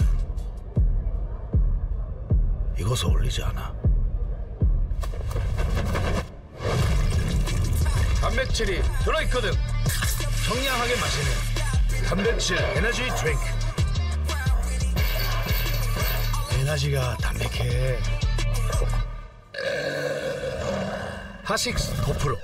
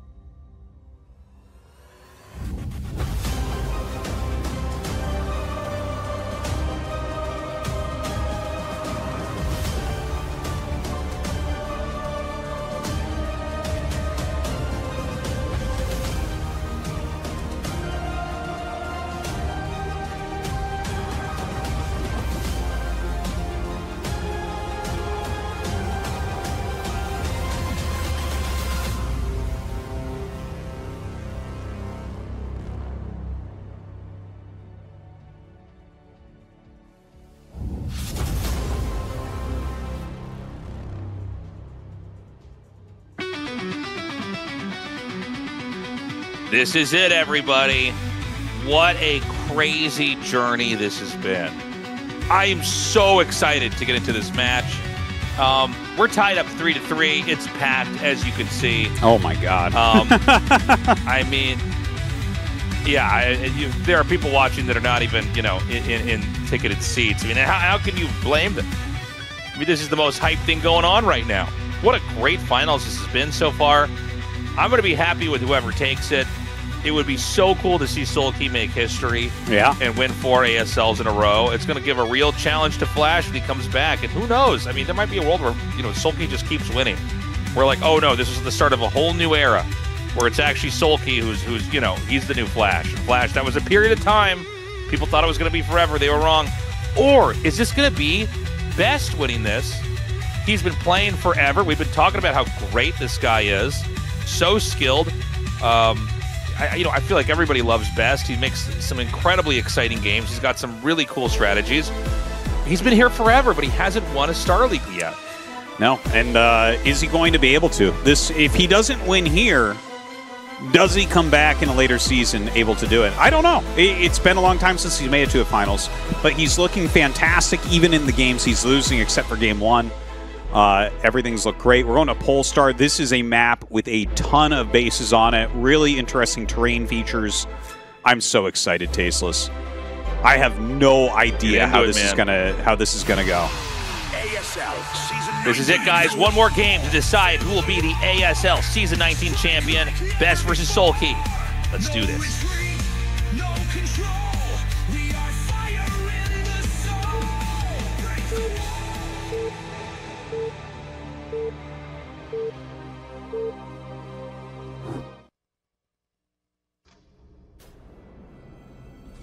Okay, we've got Best in the top right, SoulKey in the bottom left. Before we get into this game, guys, the final plug of the season. Consider supporting us at patreon.com/ASL English. We wouldn't be able to do this without you guys. If you love us, if you love what we do, if you love the history of StarCraft, if you love these Star Leagues, this is something you look forward to, please consider signing up. Yes, thank you, everyone, very, very much. It's been a great season, and I do want to mention that the next season is going to come up quicker than you think. This season was delayed, if everyone recalls. It was delayed quite a bit. So when you look at that, it's like, oh, normally we have like the same amount of time approximately in between each season. But if this next season starts at the normal time that it does, I don't remember exactly what that date is. But like, it's going to suddenly pop up and you're like, oh, wow, ASL's back. So big thanks to everyone who has supported, and we hope to be back as soon as possible. Yep, that's right. I love the Star League formats. I like these kind of, it's almost like a Netflix drama, like a new season comes out. Yeah. You watch, the episodes, you get to consume the story, then it's done, and we come back with a new season. I think this is the way to do it. I think a lot of esports has been doing it wrong. There's almost too much out there sometimes. Yeah. Like a level of fatigue kicks in. The thing is, there's spin-offs in between, like you have the ASL season, then you can watch people's streams, you can watch commentaries on our YouTube channels, you can watch the other tournaments going on, and those are like little spin-offs that are telling you like the little bits of story in between before it gets to that new season. Yeah, and I just want to point out, like, I really like this kind of format because I think it's something that if you're a fan of the game, you can feel like you can keep up with and still have a life and a job and a family and all that, where I think a lot of some of these newer games are like, we're going to be on 6 days a week, every week, forever. It's like, well, it's just hard to, it's a lot to feel like you're part of something. It's a lot to try to keep up with. So I've always thought this was the best formula for esports, was something that was also akin to like, a TV drama where like, okay, you can look forward to this. You can be excited about it.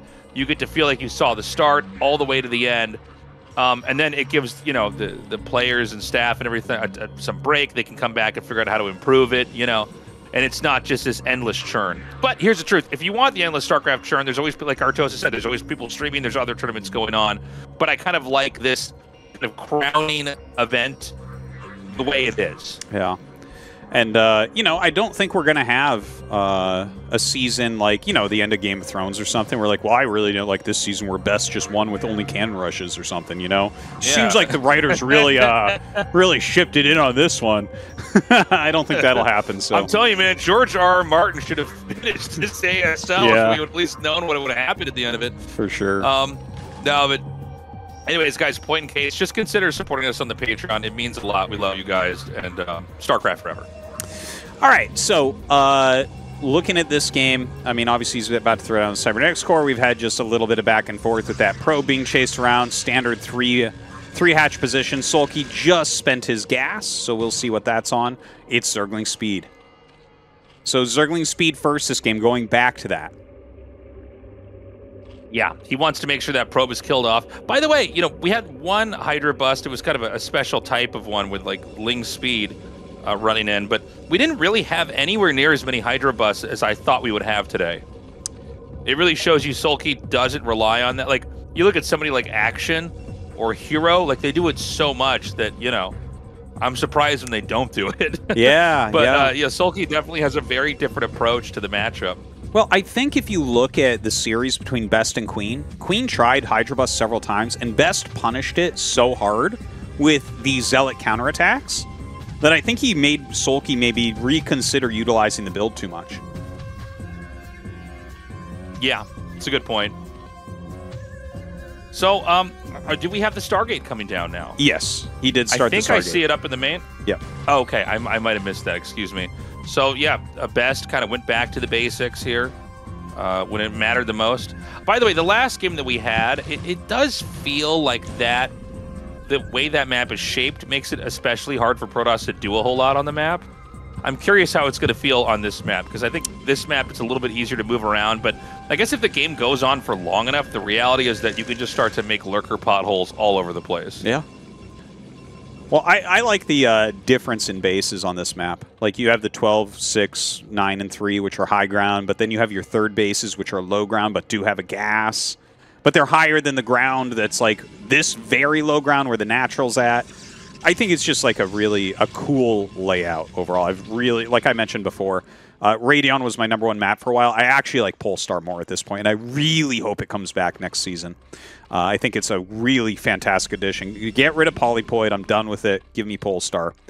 But yeah, I think it's going to make Polypoid. I feel like it's run its course, man. Yeah, and I think that this is a great map to finish on here because, like you said, you know, it's really hard to attack in a Dominator.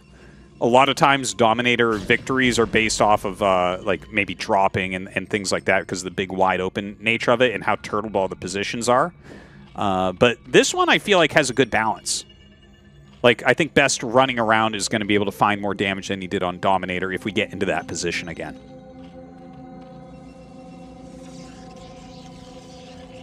So right now we're still in the build-up phase here. Second gas is a nod probably to Mutalisks again here. I feel like, you know, we've had a lot of great PvZ series. This one has been more Muta-oriented than almost anyone I can think of, Tastosis. We just had Mutas like every game. Just about, yeah.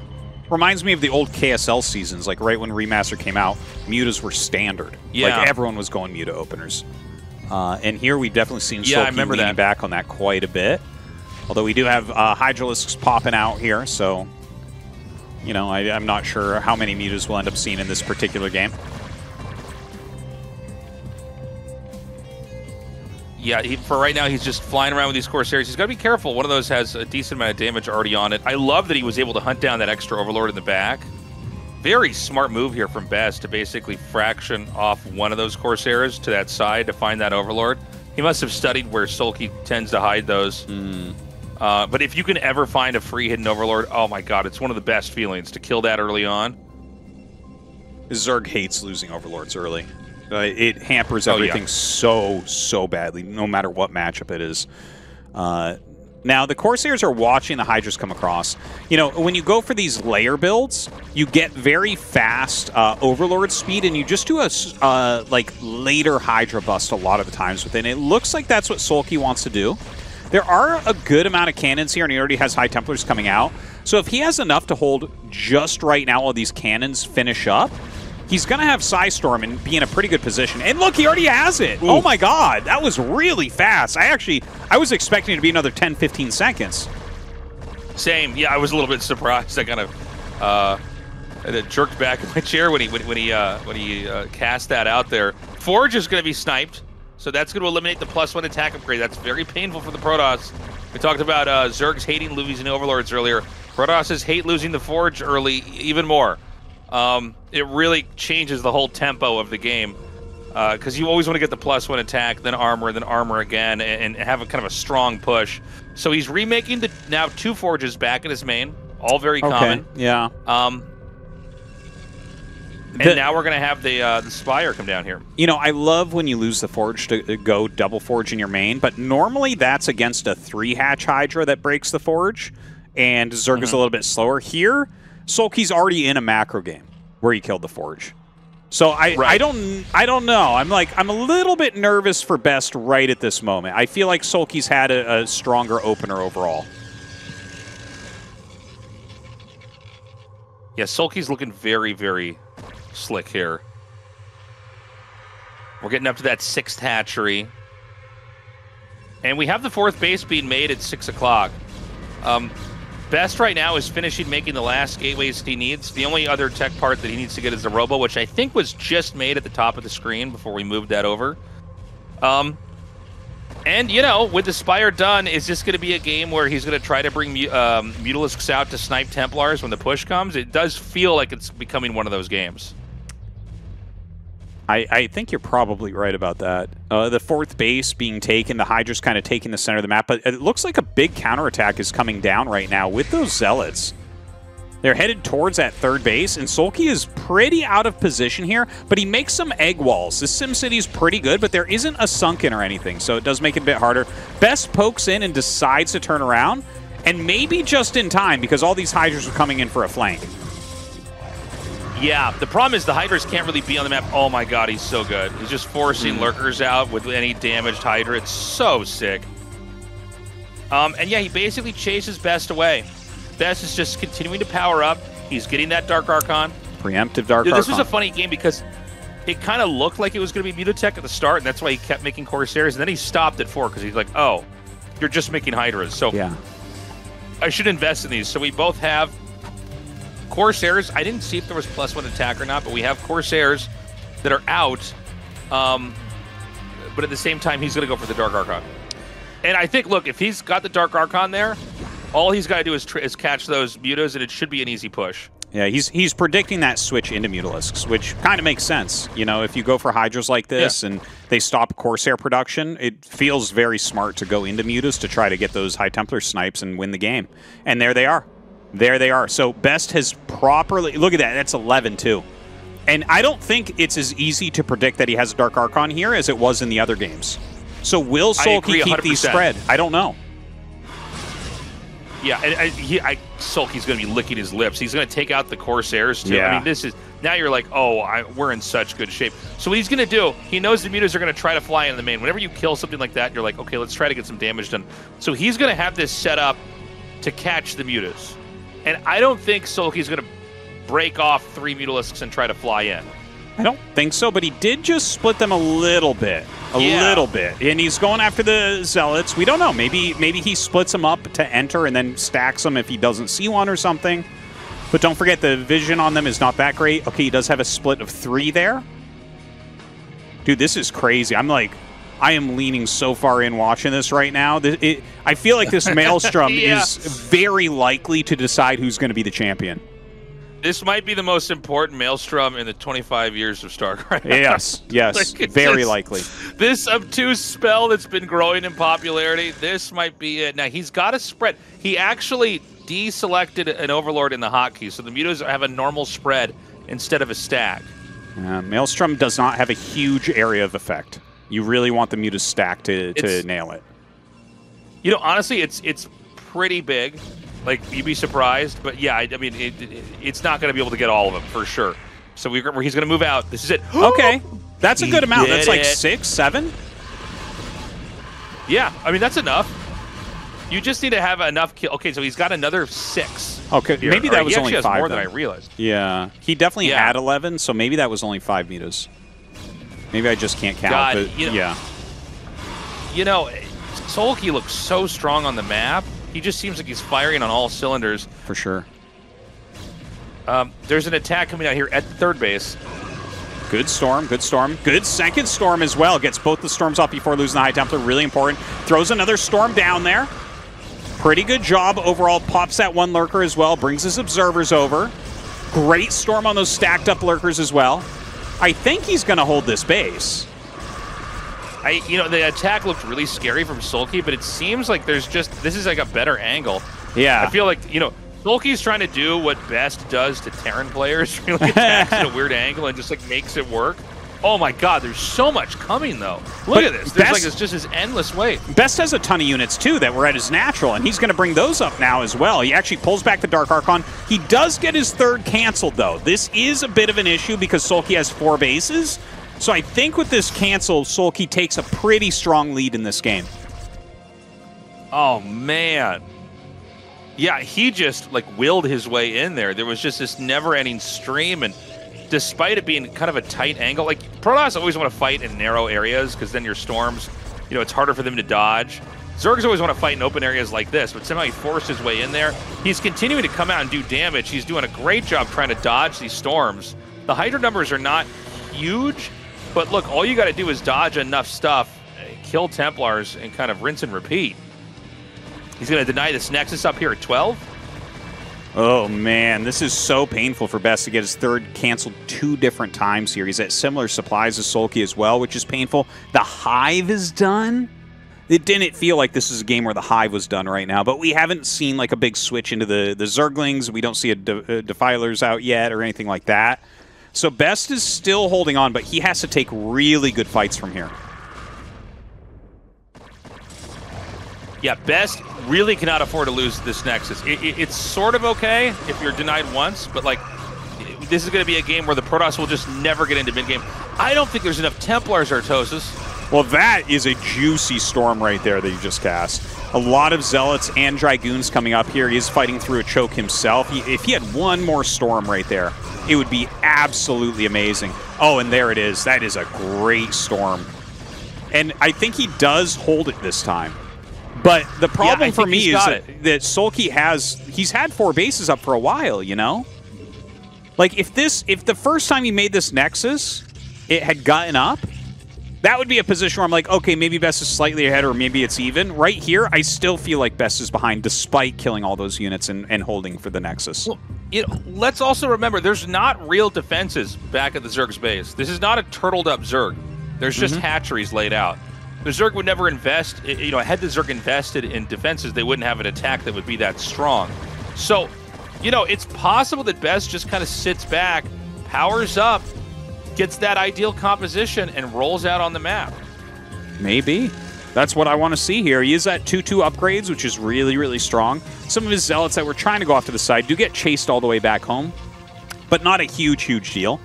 He sees that incoming. And now Defilers are joining, so that means Consume should be finishing or already finished. And Dark Storms will start coming down, making it a lot harder. If he gets a Dark Swarm at the 3rd base, it is likely to fall. Best has to nail his Zealots coming in from the right angle and his Psy Storms at that point. Okay. Oh, man. He's going to try to get this base taken out again. It's very interesting to see that SoulKey really tries to just force this in these games. Like, we saw this backfire on Deja Vu. Let's see how it goes again. Again, these tight areas, you know, Zerg can't really take advantage of their Zerginess, this kind of massing up, because the storms just, you know, are so efficient. There's nowhere to run, nowhere to hide from it. And he's going to go for it again. This is insane, Tastosis. Is this the right way to do it? I think it might be. He's just going to chew through the storms with his lurkers. Like, you have to bring these other storms up. He's going into a tiny choke here against mass lurker crackling. Very, very tough. Okay, he's going to go up through the other side, but this gives SoulKey maybe time to kill the Nexus. That makes me really nervous for Best to go up from this side. Look at this. Look at the amount of damage being dealt to this base right now. Yeah, I mean, the probes are being evacuated. These are cracklings, man. They're going to tear this thing down. The Nexus is gone. Now, that being said, there's another Nexus at 12. So, like, he can swap that over there, but I'm worried that, this is just becoming a little bit too overwhelming. Yeah. Right now. It feels like the Zerg is still able to keep growing. We saw Best take his hand off the mouse. I think he might be processing a loss, Tastosis. GG. Oh, man, GG. Dude, SoulKey's just won 4 ASLs in a row. History has been made. Absolutely amazing. That is the most that we've ever seen in a row, ever, anywhere. That is absolute madness. Flash got 3 in a row, wasn't able to get that 4th. SoulKey has done it, remains the best player in the world, but Best pushed him to the limits like only Hero has done before. So really showing his strength, but this is your champion. It is SoulKey once again.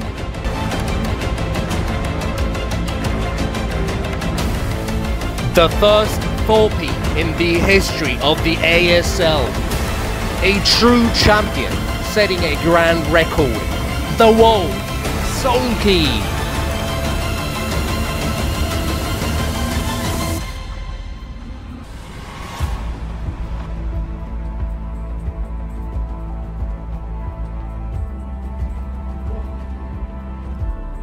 A player that has made his mark on the history of ASL, going on 10 years. It was a difficult task. There has never been a player to get 4 championship runs in a row in the entire history of StarCraft. There were times you would sway before you regained balance. There were difficulties, a will of iron. You did not give up until the end, and now the trophy is yours. You keep surprising these countless fans. You are the champion. How do you feel? As I played the games, they didn't go the way I wanted them to. I thought I was down and out, but in the end, it all worked out well. It would seem I get stronger as the series progresses to the latter half. That was a good victory. I am delighted. Always pushed to the brink, behind on points. Best found his footing and got ahead. It was a moment of crisis, just like the one you felt against Snow going into the last map, and the last map against Best here. What goes through your mind in such a situation?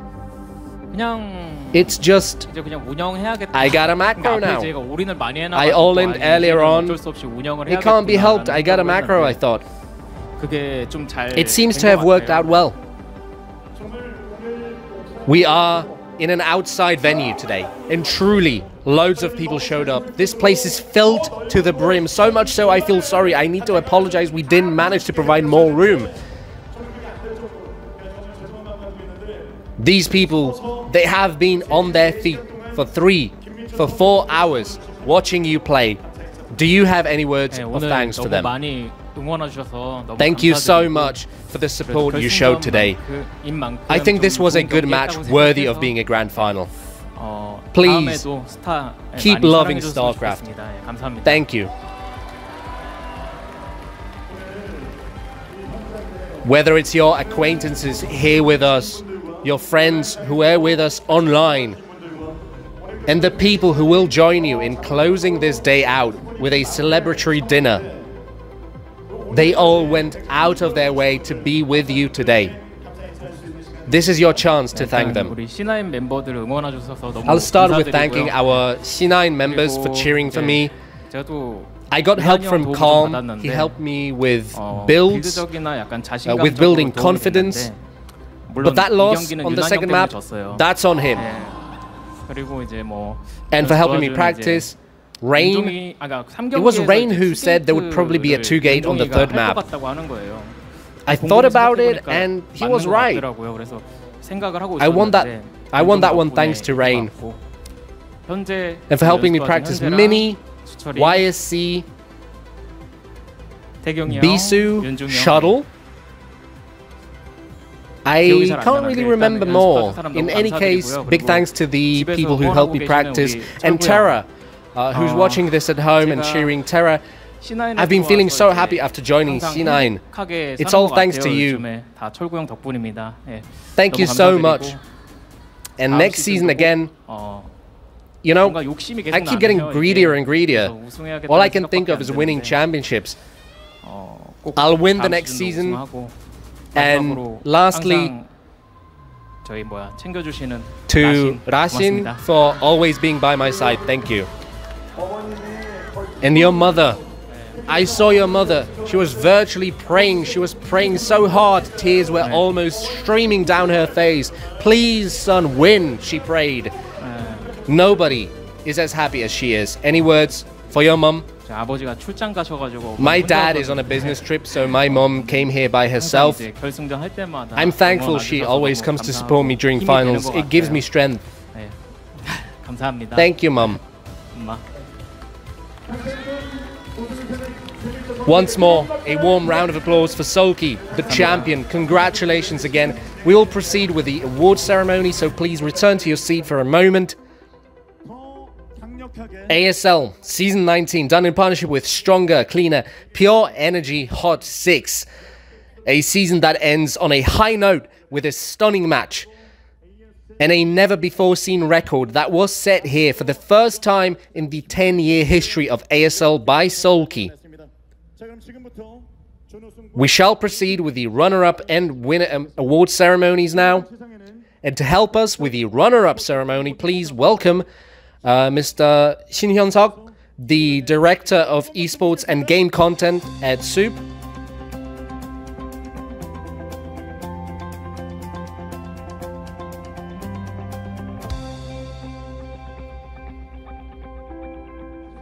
The greatest finals ever that surely moved a lot of people.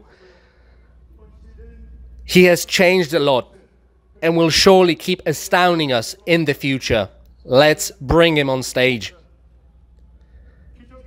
A player of miracles, a player of fortune. He overcame so many difficulties to get here this season and took second place. Let's call him up here. It's Best.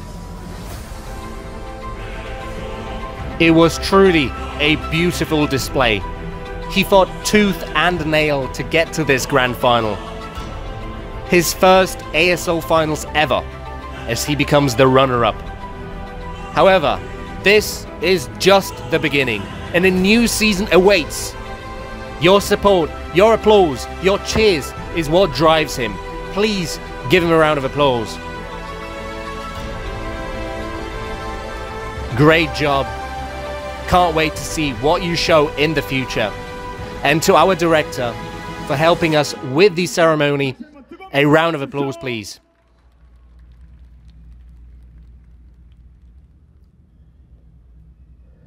Now, it's time for the champion ceremony. There's one person who's always here for the ASL. ASL done with Hot 6. He's very busy. Regardless of this busy schedule, he was overseas and still he came back to the country for the finals. Please welcome Kevin, the CEO of SOUP. Wow, Mr. President. He's congratulating Best as well. It was with his help that we could see these great matches on this stage. Thank you so much.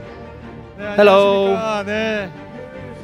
You have a busy schedule. You flew back for the finals, and it was such a moving finals at that. Oh, I could feel the energy. It was so good. I literally just landed in Incheon. I made it here in time for the second map. I'm happy you guys enjoyed the finals. Honestly, I've been following Best's career for a long time, and I think he is the true MVP here. It was a beautiful game. Please, give him a round of applause again. It was so beautiful. And wow, SoulKey, the wall, indeed. Nothing can take him down, even though Best practiced so much. He analyzed SoulKey's strategies, countered him, and still SoulKey fired back with his own counters. It was such a great match. When do you think ASL Season 20 starts? Tomorrow? 광복절 ASL 20 시작하겠습니다. starts 감사합니다. on Liberation Day. Oh, already? Wow, thank you once more. Thank you for the support you show us. And now, the greatest of them all. The greatest there is in the ASL. SoulKey the Wall, they call him. Setting this record of a 4-peat here at Play Expo. Today's main character, let's call him up on stage. ASL Season 19. 4 championship runs in a row. Let's call him up on stage. The Iron Wall, SoulKey.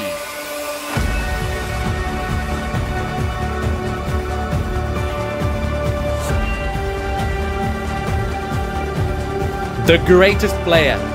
A player with no equal. Perfection incarnate. In front of so many fans, the applause just continues. He poured all he had into this match. Once more with a championship run, please give him a warm round of applause as he accepts the trophy.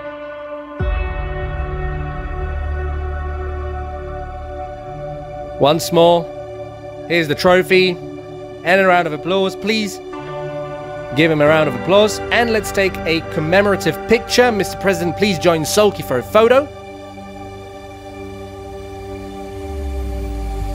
Once more, congratulations, and a round of applause. And for his efforts, always to keep the ASL going, for the strength he grants our players, the CEO of Soup, Kevin, a round of applause. Thank you so much.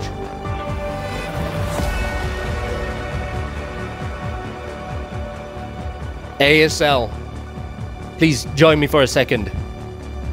Every match was like straight out of a drama. The storylines of the players just keep developing, and now SoulKey is the absolute GOAT of the ASL. Nobody can get the better of him yet. Just like our CEO said, for the next season, who will be able to overcome the Iron Wall, we wonder. Let's close things out with a trophy ceremony from SoulKey. Thank you so much for joining us here today, and to the production and management teams that made this possible, and above all, the players who strive so hard for the fans' enjoyment. Heartfelt thanks to them and to the fans who always join us for the broadcasts and send their support. So, to close things out, it is time for today's protagonist, the 4P protagonist, SoulKey, to commence his trophy ceremony. Ladies and gentlemen, thank you.